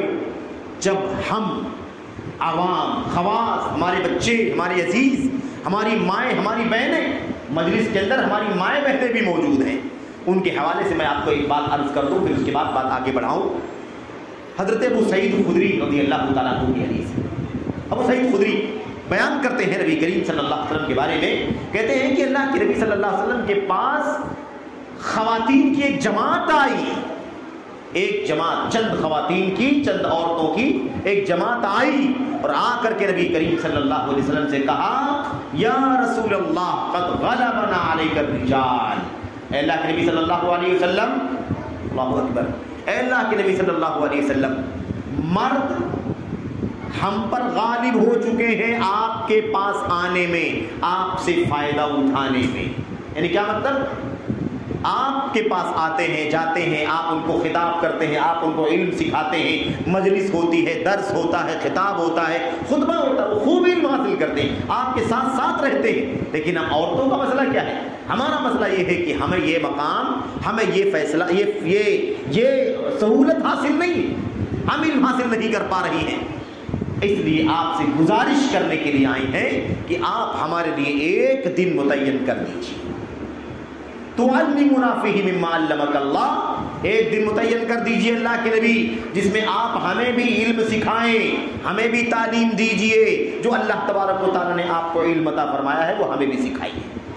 اللہ کے نبی صلی اللہ علیہ وسلم نے فوراً وعدہ کر لیا، بالکل ٹھیک ہے، ٹھیک ہے، آپ لوگوں کو ہمارے پاس آنے کی ضرورت نہیں ہے، آپ ایک جگہ اکٹھا ہو جانا، میں آ کر کے تمہیں اللہ تبارک و تعالیٰ کے دین کا علم پہنچاؤں گا، میں تمہیں درس دوں گا، میں تمہیں سمجھاؤں گا، بتاؤں گا. قرآن کی آیت، اللہ کے نبی صلی اللہ علیہ وسلم کی سنتیں آپ کو پہنچائی جائیں گی. صحابی بیان کرتے ہیں کہ اللہ کے نبی صلی اللہ علیہ وسلم نے وعدہ کر دیا تو آپ تشریف لائے، وعدے کے مطابق آپ ان خواتین کے پاس آئے اور آپ نے ان کو نصیحت کیا، آپ نے ان کو سمجھایا، آپ نے ان کو میرے بھائیوں تعلیم دی، تربیت دی۔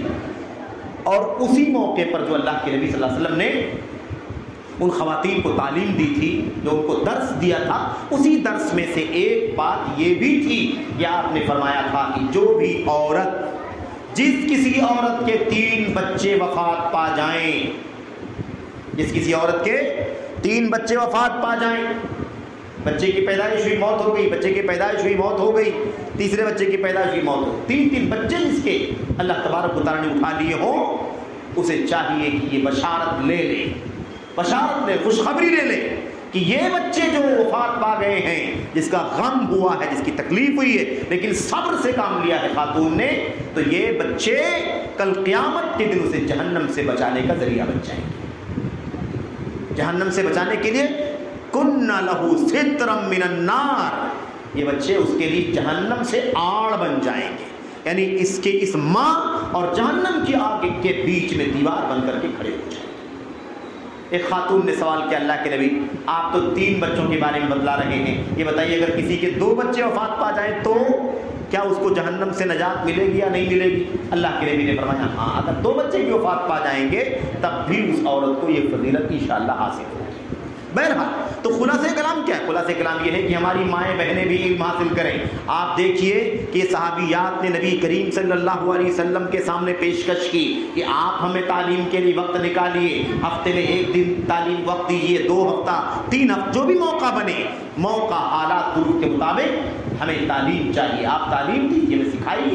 ہماری خواہش ہے کیونکہ مردوں کو تعلیم مل رہی ہے، ہمیں علم حاصل کرنے کا کوئی موقع نہیں مل رہا ہے، اس لیے آپ ہمیں موقع دیجیے۔ اور آپ جانتے ہوں گے، ہماری مائیں بہنیں بھی جانتی ہیں، میں خالی دہرانا چاہتا ہوں کہ ام المومنین عائشہ صدیقہ رضی اللہ تعالی عنہا نے صحابیات کے بارے میں کہا تھا، انصاری صحابیات، مدینے کی صحابیات کے بارے میں کہا تھا، نعم النساء نساء الانصار لم یمنعہن الحیاء ان یتفقہن فی الدین۔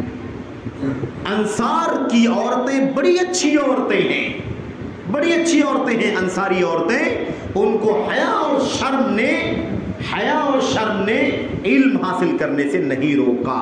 دین کا فقہ، دین کی فقہ اور دین کا علم حاصل کرنے سے میرے بھائیوں ان کی حیا نے، ان کی شرم نے نہیں روکا۔ یعنی کیا مطلب؟ علم دین حاصل کرنے کے لیے انہوں نے اپنی شرم کو، اپنی حیا کو رکاوٹ نہیں بننے دیا، کوشش کر کے، دوڑ کر کے، جا کر کے نبی کریم صلی اللہ علیہ وسلم کی خدمت میں پوچھ کر کے علم حاصل کیا۔ نبی کریم صلی اللہ علیہ وسلم کی زوجہ حضرت عائشہ صدیقہ رضی اللہ تعالیٰ عنہ کے بارے میں ہم جانتے ہیں کہ آپ پوری دنیا کی خواتین میں سب سے بڑی عالمہ فاضلہ تھی۔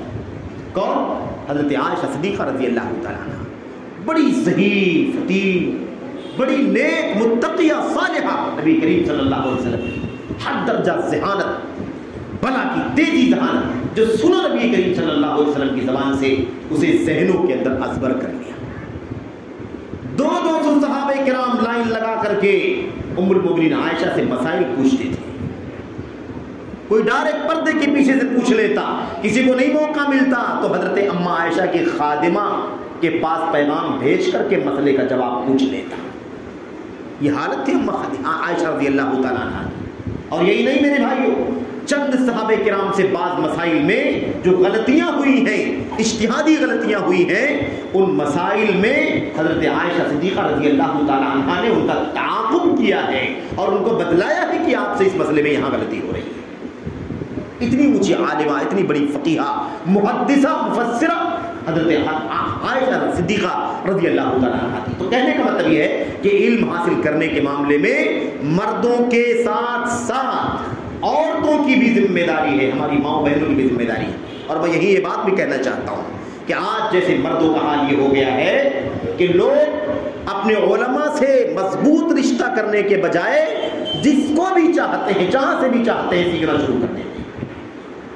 جس کی بات اچھی لگی، جس کی اسٹائل اچھی لگی، جس کے بولنے کا انداز اچھا لگا، میرے بھائیوں اس کو سننا شروع کر دیا۔ کوئی بھی چینل ہو، کوئی بھی آدمی ہو، بس اس کو اچھا لگ رہا سننا شروع کر دیا۔ میرے بھائیوں कम से कम इतनी तो सोचो कि अल्लाह तबारक व तआला का दीन है, अमानत है, इल्म दीन के उलमा से हासिल किया जाएगा। और पूरी दुनिया मिल करके, आज टेक्नोलॉजी का दौर है, आगे न जाने कितनी ज्यादा टेक्नोलॉजी डेवलप कर जाएगी, तरक्की हो जाएगी उसकी, लेकिन दुनिया के किसी भी दौर में उलमाए दीन को कोई कितना भी कंडम करने की कोशिश करे, शऊरी तौर पर, गैर शऊरी तौर पर, चाहते हुए ना चाहते हुए, याद रखें, लेकिन अल्लाह की कसम दुनिया में कभी भी उलमा का मकाम कोई नहीं घटा सकता है। जब फितना आएगा, जब गुमराही आएगी, जब ज़लालत आएगी, जब इशू आएगा, जब उम्मत के बहकने का खतरा हो जाएगा, उस वक्त उलमा की टीम आगे बढ़ेगी और उम्मत की रहनुमाई जरूर करेगी। मेरे भाई, अजीबोगरीब हाल, जिसको भी आदमी चाहता है अपना मुअल्लिम बना लेता है, अपना मुदर्रिस बना लेता है, अपना मुफ्ती बना लेता है, अपना मुहद्दिस बना लेता है। बड़े बड़े जुहला है मार्केट में मेरे भाइयों, और मादरत के साथ मैं आपसे शुरू में कह चुका हूं कि आलिम कौन है? अल्लाह की किताब में, नबी की सुन्नत में, जो अल्लाह के दीन का इल्म हासिल करने वाला है, अल्लाह के दीन को जानने वाला है, अल्लाह के दीन के सोर्सेस के दलाइल को जानने वाला है, अरबी ज़बान जानता हो, उलूम कुरान जानता हो, उलूम हदीस जानता हो, उलूम फ़िक़्ह जानता हो, तफसीर जानता हो, हदीस जानता हो, जर्ह व तादील जानता हो, तखरीज जानता हो। अल्लाह तबारक व तआला के दीन का जो इल्म हासिल करने वाले सही मानों में उलमा हैं, वो उम्मत की रहनुमाई करने के हकदार हैं। और कोई कितना भी मुलम्मा साजी करके आ जाए, मेरे भाइयों, मुलम्मा साजी करके लोग आते हैं, चेहरा मोरा बना करके, हुलिया उलिया बना करके, स्टेज माइक पकड़ करके उम्मत को गाइड करना शुरू कर देते हैं। हमारे नौजवान, हमारे अजीज, और जैसे हमारे नौजवान अजीज भाई हैं, ऐसे ही हमारी माएँ बहनें भी हैं, इनका भी यही काम है। बस यूट्यूब पर हर आदमी को सुनना शुरू कर दिया, हर आलिमा को सुनना शुरू कर दिया, इसके नाम के साथ लगा हुआ है, जो हर आदमी का अपना एक अंदाज है। बस वो कोई तहकीक नहीं, कोई मालूमात नहीं, कोई इंतिखा नहीं, कोई इंतिखाब नहीं, कोई फर्क नहीं। अजीब हाल है, दीन का मामला इतना पस्त हो गया, दीन का मामला इतना हकीर हो गया, इतना पस्त हो गया मेरे भाइयों, कि दीन के मामले में आदमी, एक मर्द मुसलमान और एक खातून मुस्लिम, ये भी तहकीक करने को तैयार नहीं है कि ये कौन है, आलिम है, आलिम नहीं है, किस मसलक का है, किस मनहज का है, किस अकीदे का है, कितनी नॉलेज है, किस फील्ड का है, किस सब्जेक्ट का है, कोई पता लगाने को तैयार नहीं। हाँ, दुनिया का कोई काम हो, अगर आलू प्याज खरीदना हो ना, आलू प्याज, तो 3, 4, 5 दुकानों का चक्कर लगाते हैं लोग, कहाँ अच्छा से अच्छा मिलेगा और सस्ता से सस्ता मिलेगा, है कि नहीं? तहकीक करते कि नहीं करते? 10-20 रुपए के सामान की भी तहकीक करते, लेकिन दीन का इल्म इतना आसान हो चुका है कि हर ऐरा गैरा नत्थू खैरा इनका उस्ताद है, इनका मुअल्लिम है, इनका मुफ्ती है, इनका कोई भी किसी को भी अपना बना लिया।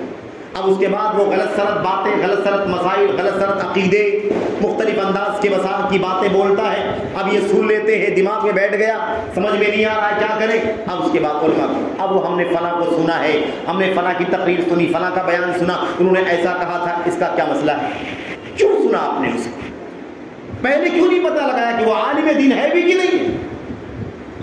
थोड़ी बहुत मालूमात सबको रहती है, मीडिया का दौर है और हर सब्जेक्ट की सबको कुछ ना कुछ मालूमात होती है। यहाँ इस मजलिस में डॉक्टर हजरात 2, 4, 6 होंगे, लेकिन 10-20 दवाएं तकरीबन सबको मालूम होंगी, है कि नहीं? कितनी सारी बीमारियां हैं, सुबह शाम बीमारी, सुबह शाम दवा, सुबह शाम इलाज। इसलिए हर आदमी अपने घर के अंदर 10, 20, 25 दवाओं को जानता है कि नहीं जानता है? तो क्या 10-20 दवाओं को जान करके वो दवाखाना खोल सकता है? डॉक्टर बन करके वो खड़ा हो सकता है कहीं? क्या दवाई देने के लायक बन सकता है वो? क्या वो इंजेक्शन लगा सकता है? क्या वो रिफर कर सकता है? क्या वो क्या बोलते हैं उसको पर्ची लिख सकता है कि भाई ये दवा ले लो मेडिकल से? میرے بھائیوں، جب یہ آدمی دوائی دینے کے قابل نہیں بن سکتا 10 20 50 دواؤں کو جاننے کے باوجود بھی، تو آپ بتائیے اس سے تو جان کا خطرہ ہے، اور دین کے مسئلے میں ایمان کا خطرہ ہے، عقیدے کا خطرہ ہے، حلال و حرام کا مسئلہ ہے، آدمی دین کے معاملے میں پرواہ کرنے کو تیار نہیں۔ دنیا میں ایکسپرٹ لوگوں کی تلاش کرتا ہے۔ اس مسجد کا کام ہوا، کتنی فنیشنگ کے ساتھ کام ہوا، اس کے لیے اچھا ماہر کاریگر ڈھونڈا گیا ہوگا، ہے کہ نہیں؟ ایکسپرٹ ڈھونڈ کے لایا گیا ہوگا، اتنا بڑا بڑا لگانا ہے، ایک دم فنیشنگ کے ساتھ لگانے والا آدمی، ہر چلتے پھرتے کسی کو تھوڑی اٹھا کے لایا گیا ہوگا، پتہ لگایا ہوگا ہاں بھائی کون ہے جو ماہر ہے نا، ٹائلز میں، لادی میں، اس میں مہارت رکھنے والا ایکسپرٹ آدمی کو لا کر کے کام کروایا گیا۔ کیوں؟ اس لیے کہ اگر ایکسپرٹ کو نہیں لایا جاتا، کوئی معمولی جاننے والے کو لایا جاتا جو لیبر کا کام کر رہا تھا، تھوڑا بہت جانتا ہے یہ سب لگانا، اگر اس کو لایا گیا ہوتا تو کیا حال کرتا بتائیے آپ؟ خراب کر دیتا کہ نہیں خراب کر دیتا؟ وائرنگ کرنے کے لیے ماہر آدمی کو ڈھونڈ کر لاتے ہیں، کیوں؟ اس لیے کہ اگر ایکسپرٹ نہیں ہوگا تو شاید آگ نہ لگا دے، کہیں غلط وائرنگ نہ کر دے، کون رسک لے گا بھائی؟ اس لیے ماہر وائر مین کو ڈھونڈ کر کے لے کر کے آؤ، جو بڑی بڑی بلڈنگوں کی وائرنگ کرتا رہا ہو، اسے ڈھونڈ کر کے آؤ۔ تو دنیا کے معاملے میں اتنا زیادہ سروے کرتے ہیں، اتنا ریسرچ کرتے ہیں، اتنا تحقیق کرتے ہیں، اور دین کے معاملے میں ہر ایرے گہرے کو سننا شروع کر دیتے، ہر ایک سے مسئلہ پوچھنا شروع، ہر ایک کی تقریر سننا شروع، ہر ایک کے چینل کو جوڑ لیا، ہر ایک کا سبسکرائبر بن گئے، کسی کو بھی سننا شروع کرتے میرے بھائیوں۔ اور آج بستی کا عالم یہ ہے کہ اس کا اثر یہ ہوا ہے نا، اس کا اثر ہمارے عوام پر، ہمارے بہت سارے نوجوانوں پر، بہت ساری ہماری بہنوں پر یہ اثر ہو گیا ہے کہ ان کے دلوں سے علماء، جو سچے علماء ہیں، ان کی قدر و قیمت گھٹتی چلی گئی ہے۔ ان کے عالموں کی قیمت نہیں ہے، ان جاہلوں کی قیمت۔ میرے بھائیوں، میرے بزرگوں، اگر یہ پستی نہیں ہے تو کیا ہے؟ یہ علم کا مقام ہے، علماء کا مقام ہے، اور حالت ہماری کیا ہے؟ ہماری حالت یہ ہے۔ اور میں آپ کو بتاؤں معاملہ کیا ہے؟ معاملہ اتنا پیچیدہ ہو چکا ہے نا کہ لوگ علم والوں کو نہیں سننا چاہتے۔ کیوں سننا کیوں نہیں چاہتے؟ وجہ بھی جاننے کی ضرورت ہے۔ کیوں؟ اس لیے کہ علماء وہی قرآن کی آیتوں کی دلیلیں، اللہ کے نبی کی سنت کے حوالے، صحابہ کرام کی سیرت کے حوالے، تاریخ کے حوالے وہی پیش کریں گے، ہے کہ نہیں؟ سلف کا نام لیں گے، صحابہ کا نام، تابعین کا نام، وہی پیش کریں گے۔ تو لوگ کہتے ہیں پرانا گھسا پیٹا ہے، یہ کیا ہے؟ گھسا پیٹا ہے، علماء گھسی پیٹی بات کرتے ہیں۔ تو میرے بھائی، دین کوئی ڈیولپ کرنے کا نام تھوڑی نہ ہے، دین کو ایجاد کرنے کا نام تھوڑی نہ ہے، دین ہماری دماغ کی کوئی چیز تھوڑی نہ کہ ہم اپنے دماغ سے کچھ بڑھا دیں اس کے اندر۔ یہ تو اللہ کی طرف سے اتارا ہوا ہے اور اسی کو پہنچانا ہے۔ یہی کام نبی کا تھا، یہی کام سارے نبیوں کا تھا۔ اللہ نے فرمایا تمہارا کوئی کام نہیں ہے، ہم نے جو اتارا ہے بس اسی کو پہنچاؤ میرے بندوں تک۔ اور اب نبیوں کا سلسلہ بند ہو چکا ہے۔ یہ ذمہ داری کس کی ہے؟ یہ ذمہ داری امت کے ان لوگوں کی ہے جو نبیوں کے وارثین ہیں۔ نبیوں کے وارثین، نبیوں کا وارث کون ہے؟ اللہ کے نبی کیا فرمایا تھا؟ العلماء ورثۃ الانبیاء، علماء یہ نبیوں کے وارث ہیں۔ علماء وارث ہیں، ڈاکٹر وارث نہیں ہے نبیوں کے، انجینئر وارث نہیں ہے۔ میرے بھائی، کیا لوگوں نے بنا رکھا ہے ماحول؟ آج ماحول یہ بنا ہوا ہے، دنیا بالکل دیوانہ وار ان لوگوں کے پیچھے بھاگ رہی ہے، اور کتنی گمراہی پھیلائی ہے اس کی فہرست اگر ذکر کی جائے تو گھنٹوں بھی کم پڑیں گے۔ یہ حالات ہیں، عقیدے کا فساد، منہج کا فساد، حلال و حرام کی گڑبڑی، حتیٰ کہ دور نہ جائیں، قرآن کریم ناظرہ پڑھنا بھی نہیں آتا ہے ان ڈاکٹروں کو، انجینئروں کو، وکیلوں کو، لیکن لوگوں نے ان کو اپنا مفتی بنایا ہوا ہے۔ علماء کی قیمت، علماء کو کنڈم کیا جاتا ہے، علماء لوگ مذاق اڑاتے ہیں، دیکھو علماء، اچھا لوگ طنز کرتے ہیں علماء کے اوپر۔ میرے بھائی، میرے بزرگوں، ان کے پاس کیا ہے؟ اچھا ان کے پاس کیا؟ ان کے پاس ایکشن ہے، ان کے پاس فلمی سٹائل ہے، ان کے پاس نئے نئے چٹکلے ہیں، ان کے پاس لطیفے ہیں، بڑا مزہ آتا ہے سننے میں، ہنسنا، کھلکھلانا۔ اور علماء کی تقریروں میں تو بس وہی قرآن پڑھنا، ترجمہ کرنا، حدیث پڑھنا، ترجمہ کرنا، صحابہ کا اور تابعین کا اور فلاں کا، اس میں کوئی مزہ نہیں آتا۔ یہ حالت ہو گئی۔ تو میرے بھائیوں، بتانا یہ ہے اپنے بھائیوں کو بھی, اپنی بہنوں کو بھی, اپنے بڑوں کو بھی, اپنے چھوٹوں کو بھی, کہ اللہ واسطے علم کے سورس سے حاصل کرو. علم کا سورس کیا ہے؟ علم کی بات آئی ہے تو دنیا کی مثالیں ہمارے سامنے ہیں میرے بھائی.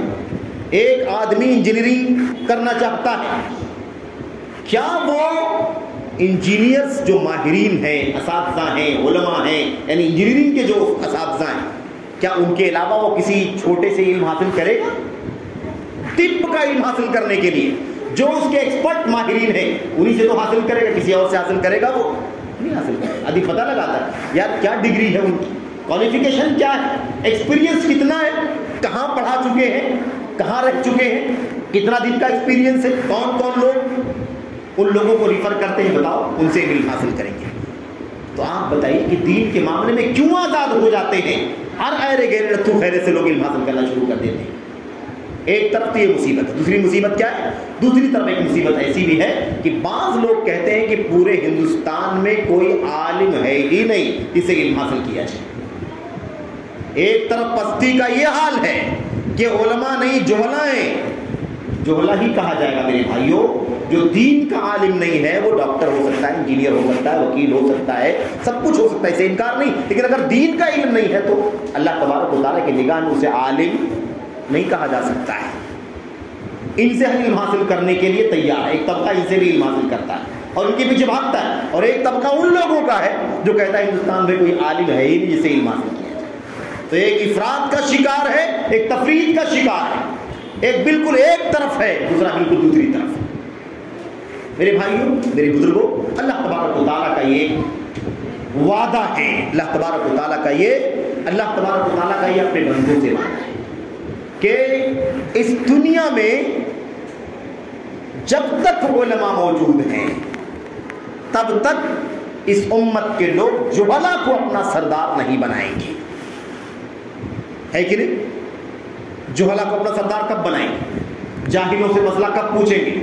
جاہلوں سے فتویٰ کب لیں گے؟ جب علماء مر جائیں گے.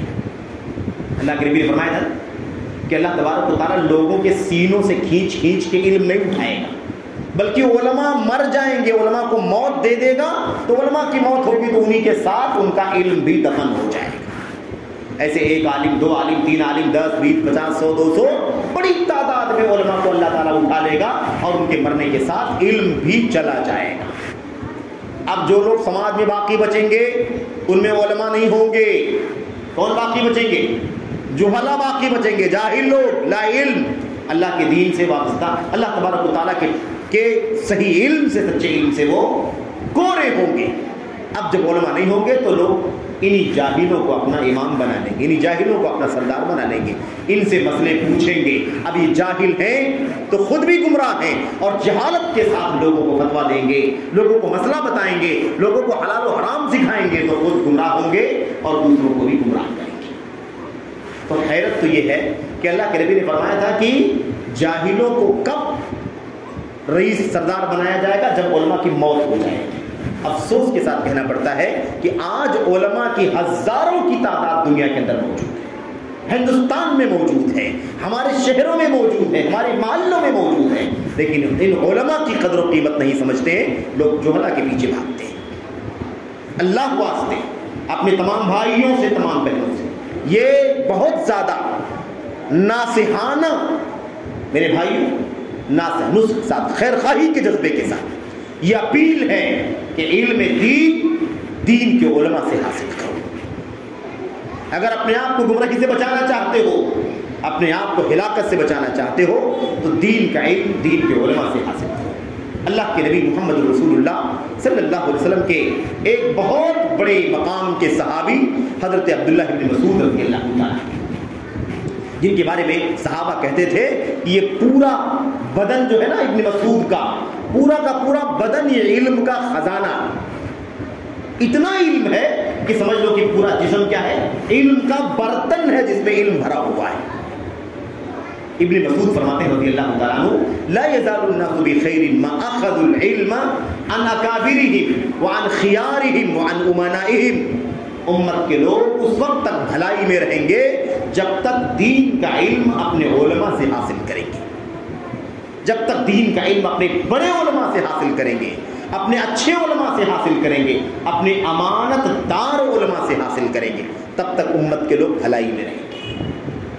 فَإِذَا أَخَذُوا عَنْ صَغَارِهِمْ وَعَنْ شِرَارِهِمْ هَلَكُوا، اور جب امت کے لوگ دین کا علم چھوٹے لوگوں سے حاصل کریں گے، معمولی علم والوں سے حاصل کریں گے، یا بدعتیوں سے حاصل کریں گے، عقل پرستوں سے علم حاصل کریں گے، ہلاکو تو ہلاک ہو جائیں گے۔ ہلاکت سے، ضلالت سے بچنے کے لیے ضروری ہے کہ علم کا مقام سمجھا جائے، علماء کا مقام سمجھا جائے، اور علم اور علماء کا مقام سمجھ کر کے اپنے آپ کو اسی علم سے جوڑا جائے، انہیں علماء سے جوڑا جائے جن کا حق ہے اللہ تبارک و تعالیٰ کے دین کے اندر کہ ان سے علم حاصل کرنا چاہیے۔ میرے بھائیو، اللہ کے نبی محمد رسول اللہ صلی اللہ علیہ وسلم نے اپنی امت کو اسی لیے اپنی امت کو ایک بہت اہم بات سے آگاہ کر دیا تھا، چوکنا کر دیا تھا۔ اے میرے امت کے لوگوں، مجھے اپنی امت کے بارے میں، تمہارے بارے میں سب سے زیادہ جس فتنے کا ڈر ہے وہ دجال کا ڈر ہے۔ کس کا ڈر ہے؟ دجال کا۔ دجال آئے گا تو تمہیں بہکا دے گا۔ آپ نے فرمایا تھا ہر نبی نے اپنی امت کو دجال سے ڈرایا ہے، لیکن کسی نبی کی امت میں دجال آیا نہیں۔ نبی بھی چلے گئے، امت بھی چلی گئی، لیکن اب تو ہم آخری امت ہے، اس کے بعد تو کوئی امت بھی آنے والی نہیں ہے، اس لیے یہ تو طے ہے کہ دجال کب آئے گا؟ اسی امت میں آنے والا ہے، کیونکہ اس کے بعد اب انتظار کرنے کا کوئی موقع نہیں ہے۔ بہرحال، لیکن اللہ کے نبی نے فرمایا ایک مسئلہ ایسا ہے جس کا ڈر مجھے اپنی امت کے بارے میں دجال سے بھی زیادہ ہے، دجال سے بڑھ کے مجھے ڈر ہے اپنی امت کے بارے میں کہ میری امت اس فتنے میں نہ پڑ جائے۔ جانتے ہیں کون سا ڈر تھا وہ؟ دجال سے بھی زیادہ خوف تھا اللہ کے نبی کو اپنی امت کے بارے میں، ہمارے بارے میں اللہ کے نبی کو ڈر تھا۔ وہ کیا خوف تھا؟ الائمۃ المضلون، گمراہ کرنے والے اگوا، ایسے پیشوا جو امت کو گمراہ کرنے والے ہیں، امت کو مس گائیڈ کرنے والے ہیں، ایسے اماموں سے، ایسے پیشواؤں سے، ایسے خطیبوں سے، ایسے مقرروں سے، ایسے علم کے دعوے داروں سے مجھے تمہیں آگاہ کرنا ہے کہ ان کے چنگل میں نہیں پھنسنا۔ مجھے اس کا ڈر اپنی امت کے بارے میں دجال سے بھی زیادہ ہے۔ میرے بھائی، میرے بزرگوں، تو بڑا خطرناک مسئلہ ہے، اور کوئی کتاب پڑھ کر کے بھی علم حاصل نہیں کر سکتا۔ کوئی سوچے کتاب پڑھ لیتا ہوں، کتاب تو مجھے پڑھنی آتی ہے، میرے بھائی کتاب ضرور پڑھ لے گا، لیکن اس کو سکھانے والا چاہیے، کوئی اس کو سمجھانے والا چاہیے، اس کو ایکسپلین کرنے والا چاہیے۔ تو کتابیں بھی پڑھنا ہے تو علماء کی نگرانی میں پڑھنا ہے، علماء سے وابستہ رہ کر کے پڑھنا ہے، علماء سے جڑ کر کے پڑھنا ہے، ان سے سمجھ کر کے پڑھنا ہے، تاکہ کوئی گمراہی پھیلنے نہ پائے، کیونکہ آدمی اپنی منزل جانے کا سمجھ کر کے بیٹھ جائے۔ میں آپ کو بتاؤں، حضرت امام شافعی رحمۃ اللہ علیہ نے کہا تھا، امام شافعی نے کہا تھا کہ، بلکہ امام ابو حنیفہ کی مثال میں آپ کو دے دوں مختصر کرتے ہوئے، امام ابو حنیفہ رحمۃ اللہ علیہ کے پاس کچھ لوگ آئے اور آ کر کے امام صاحب سے بیان کرنے لگے کہ امام صاحب، ایک مجلس ہے جہاں قرآن و سنت کا مذاکرہ کر رہے ہیں لوگ، قرآن و سنت کا مذاکرہ کر رہے ہیں، یعنی کیا مطلب؟ مسئلے مسائل پر ڈسکشن کر رہے ہیں۔ تو امام حنیفہ نے کہا الہم راس، یہ بتاؤ کہ ان میں کوئی عالم بھی ہے یا نہیں ہے؟ کوئی عالم بھی ہے ان کے درمیان؟ ان لوگوں نے بتایا کہ نہیں امام صاحب، کوئی عالم تو نہیں ہے، آپس میں لوگ حلال حرام ہے، یہ حرام ہے، یہ حلال ہے، جائز ہے، ناجائز ہے، یہ قرآن میں ہے، یہ سنت، اس طرح کی آپس میں باتیں کر رہے ہیں، ان کے بیچ میں کوئی عالم نہیں ہے، کوئی سرپرستی کرنے والا نہیں ہے۔ تو آپ بتائیے کہ پھر ایسے لوگوں کے بارے میں کیا کہیں گے؟ امام ابو حنیفہ رحمۃ اللہ علیہ نے فرمایا ہرگز دین کا علم حاصل نہیں ہو سکتا، ہرگز انہیں دین کا علم حاصل نہیں ہو سکتا۔ امام مالک نے کہا تھا من اعظم البلیۃ تشیع الصحیفہ، ایک بہت بڑی مصیبت یہ ہے کہ لوگوں نے کاغذوں کو اپنا استاد بنا لیا۔ کس کو بنا لیا؟ کاغذ کو اپنا استاد بنا لیا، یعنی کیا مطلب؟ کتابوں کو پڑھ کر کے اپنے آپ کو علم والا ثابت کرنے لگے۔ کتابوں کو پڑھ کر کے علم حاصل نہیں ہو سکتا ہے، کتابوں کو پڑھنا ہے لیکن علماء کی نگرانی میں پڑھنا ہے، تاکہ سمجھتے ہوئے علم کو حاصل کریں۔ یہ ہے میرے بھائیوں میرے بزرگوں. رہی بات اس کی کہ میں کیوں منع کر رہا ہوں ایسے لوگوں سے علم حاصل نہ کرا جائے نہ کیا جائے جو عالم نہیں ہے، اس کی وجہ یہی میرے بھائیوں کہ ان کی حقیقت ہم جانتے ہیں، ان کی ویڈیوز ہم سنتے ہیں تو ہمارے سامنے ان کی حقیقت کھل کر کے آتی ہے. ان کے سوال کے جواب سنتے ہیں، ان کے مسئلے مسائل سنتے ہیں، ان کے شارٹ سنتے ہیں، ان کے اسٹیٹس پر آنے والی چھوٹی چھوٹی ٹکڑیوں کو سنتے ہیں تو ہمارے سامنے ایک نئی سینکڑوں چیزیں آتی ہیں میرے بھائیوں، جس کے اندر ایسی ایسی فاش غلطیاں ہیں کہ جن غلطیوں کی وجہ سے خطرہ ہے کہ انسان کا ایمان بھی ضائع نہ ہو جائے. آپ کو بغیر صراحت کے اشارہ کروں اور پھر بات بھی ختم کر دیتا ہوں اسی پر میرے بھائیوں. کیا آپ اس بات کو مان سکتے ہیں کہ کوئی کہے کہ اللہ تبارک و تعالیٰ ہر چیز پر قادر نہیں ہے؟ ہمارا کیا عقیدہ ہے؟ اللہ تعالیٰ ہر چیز پر قادر ہے کہ نہیں قادر؟ ان اللہ علی کل شیء قدیر وهو القاہر فوق عبادہ وهو القادر. اللہ تبارک و تعالیٰ قادر ہے، فعال لما یرید، اللہ جو چاہے کر سکتا ہے کہ نہیں؟ لیکن آج اگر کوئی آپ کے سامنے ڈائس پر، اسٹیج پر، ٹی وی پر، پوری دنیا کے سامنے کھڑے ہو کر کے یہ کہے کہ اللہ تبارک و تعالیٰ ہر چیز پر قادر نہیں ہے، تو آپ کو کیسا لگے گا؟ مان لو گے کہ نہیں مانو گے؟ مانو گے کہ نہیں مانو گے؟ نہیں مانیں گے. لیکن مان لے رہے ہیں لوگ، یہ تو بات. جب وہ فلسفہ بتاتا ہے نا تو مان لیتے ہیں لوگ، گمراہ کر کے چلا جاتا ہے. مثال کے طور پر نعوذ باللہ اگر کوئی کہے کہ اللہ تعالیٰ ہر چیز پر قادر نہیں ہے، مثال کے طور پر اللہ تبارک و تعالیٰ چوری کرنے پر قادر نہیں ہے، مانیں گے کہ نہیں مانیں گے؟ بولو بھائی، چوری کرنے پر اللہ تعالیٰ قادر ہے؟ زنا کرنے پر قادر ہے؟ جھوٹ بولنے پر قادر ہے؟ پھر کیسے آپ کہتے ہیں اللہ تعالیٰ ہر چیز پر قادر ہے؟ ان تمام چیزوں پر قادر ہے اللہ تبارک و تعالیٰ. ایسے ہی گمراہ کرتے ہیں لوگ. لیکن دنیا کا سب سے بڑا دائی، سب سے بڑا جھنڈا جس نے اٹھایا، ساری دنیا اتنا بڑا جھنڈا اٹھا دیا کہ اس کے سامنے لوگ علماء کو کچھ بھی نہیں سمجھتے. ایسی بہت ساری گمراہیاں پھیلا کر کے لوگ گئے میرے بھائیوں.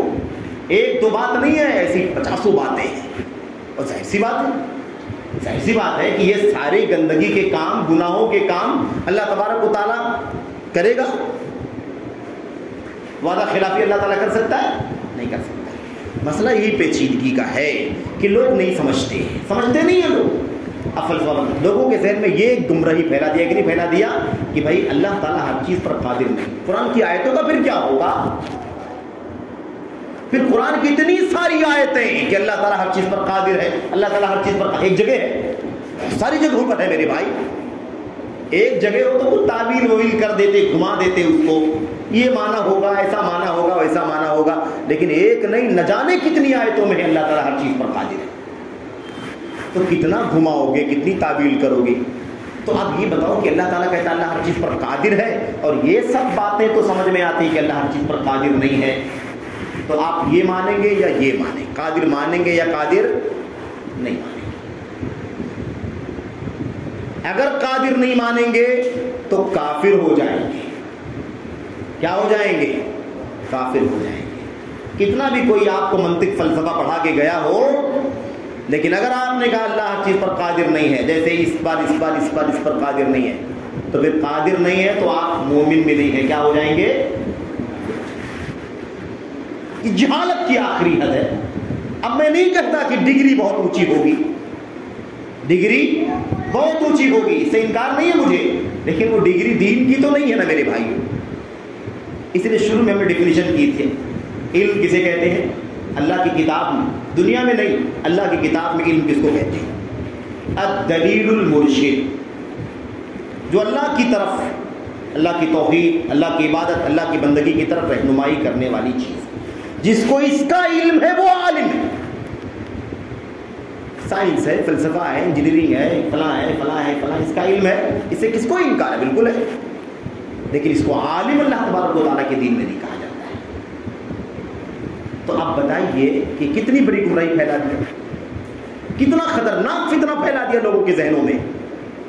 اب وہ کشمکش میں ہیں. جب وہ آیت سے گزرتے ہوں گے اللہ ہر چیز پر قادر ہے تو سوچتے ہوں گے کہ کیسے اس کو مانوں میں, کیسے ایمان رکھوں اللہ ہر چیز پر قادر ہے, فلاں فلاں چیز پر تو قادر ہی نہیں.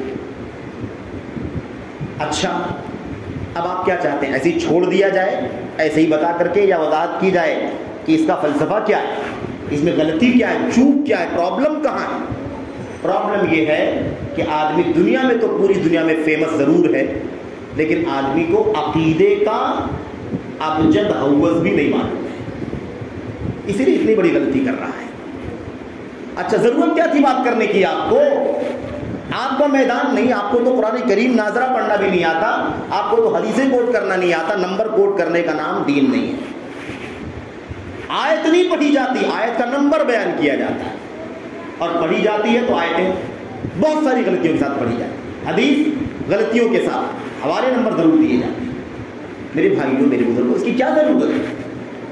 قرآن کریم تو دو دفتی کے اندر موجود ہے کہ نہیں موجود ہے؟ آپ قرآن کریم کی آیت یاد کر کے ڈھنگ سے پڑھو, اس کا معنی سمجھاؤ, یہ ضروری ہے. ریفرنس کی کوئی ضرورت نہیں ہے کہ ہم آیت کا نمبر بتائیں گے تبھی صحیح بات. کوئی بھی اللہ تعالیٰ کے کلام کی آیت کریمہ اللہ تعالیٰ کے کلام کی آیت کریمہ ڈھونڈ لے گا بھائی, کوئی مسئلہ نہیں. کوئی ایک لفظ بھی بدل کر کے غلط پڑھ کر کے نکل نہیں سکتا آج اللہ کے فضل و کرم سے.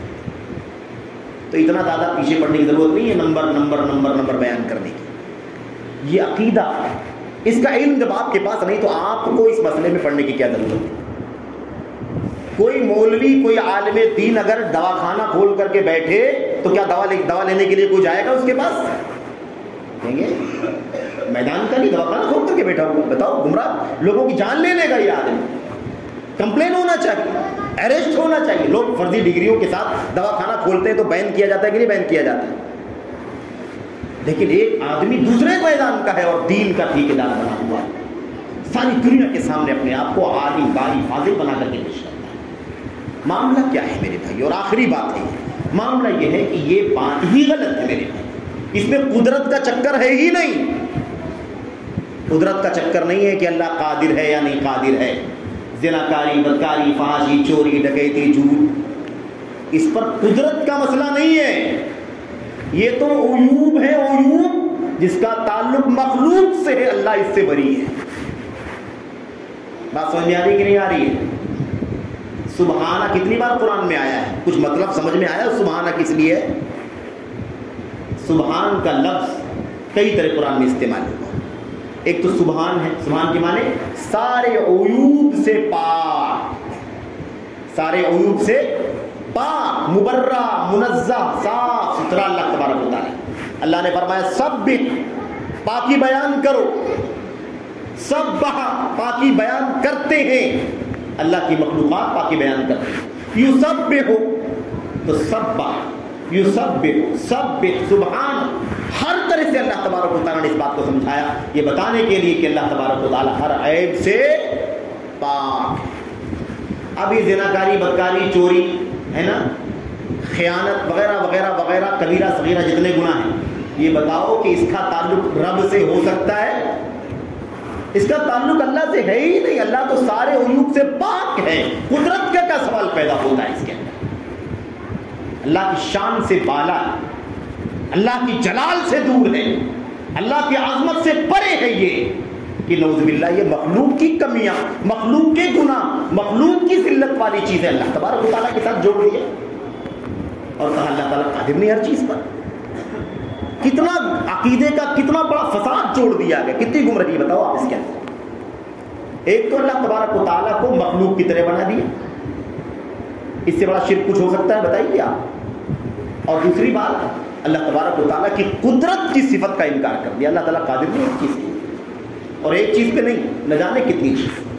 ظاہر ہے کہ ہر برائی کے بارے میں کہا کہ اللہ تعالیٰ قادر نہیں. قدرت کا سوال ہی پیدا نہیں ہوتا ہے جب وہ چیز اللہ تبارک و تعالیٰ کی ذات سے تعلق ہی نہیں رکھتی ہے. وہ تو عیوب ہے, کمیاں ہیں, اور اللہ کی ذات ہر کمی سے پاک ہے. اس کو تو اونگ بھی نہیں آتی, اونگ ہے کہ نہیں. لا تأخذہ سنۃ ولا نوم, نہ تو نیند آتی نہ تو اونگ آتی. بتائیے اب کوئی کہے اللہ تعالیٰ کو سونے کی قدرت نہیں, کیا عقیدہ ہے, کیا کون سا دین ہے؟ پوری تاریخ میں ابو بکر صدیق پہلے اسلام لانے والے، وہاں سے لے کر آخری شخص امت کا آج تک کسی نے یہ بات دنیا میں کہی ہے جو فلسفہ پیش کر دیا گیا کہ اللہ تعالیٰ قادر نہیں، زناکاری، بدکاری، چوری، جھوٹ پر قادر نہیں؟ لیکن نہیں، اب سمجھ میں آیا کہ نہیں آیا؟ کچھ نوجوان یہاں بیٹھے ہوئے ہیں، دلچسپی لے رہے ہیں ایسا لگ رہا ہے مجھے، تو سمجھ میں آ گیا کہ نہیں سمجھ میں آ گیا؟ تو اب وہ جو تقریر سنی ہوگی آپ نے، اب سمجھ میں آئے گا کہ نہیں سمجھ میں آئے گا کہ اللہ تعالیٰ قادر ہے تو ہے، جو اس کی شان کے مطابق ہے وہاں قدرت کی بات کرو نا، جو اس کی شان میں ہی نہیں آتا ہے وہ تو ذلت ہے، پستی ہے، حقارت ہے، مخلوق کی کمیاں ہے، اللہ سے کیوں جوڑتے ہو؟ سمجھ رہے ہیں کہ سمجھ رہے ہیں؟ تو یہ ہے مسئلہ یہی ہے میرے بھائیو، عقیدے کا علم نہیں ہے، عقیدے کا پمفلٹ بھی نہیں پڑھا ہوگا زندگی میں کبھی، ایک پمفلٹ بھی نہیں پڑھا ہوگا، ایک پمفلٹ شرح کے ساتھ نہیں پڑھا، اور عقیدے کے مسئلے میں جواب دینا شروع کر دے کوئی آدمی تو کیا حال ہو؟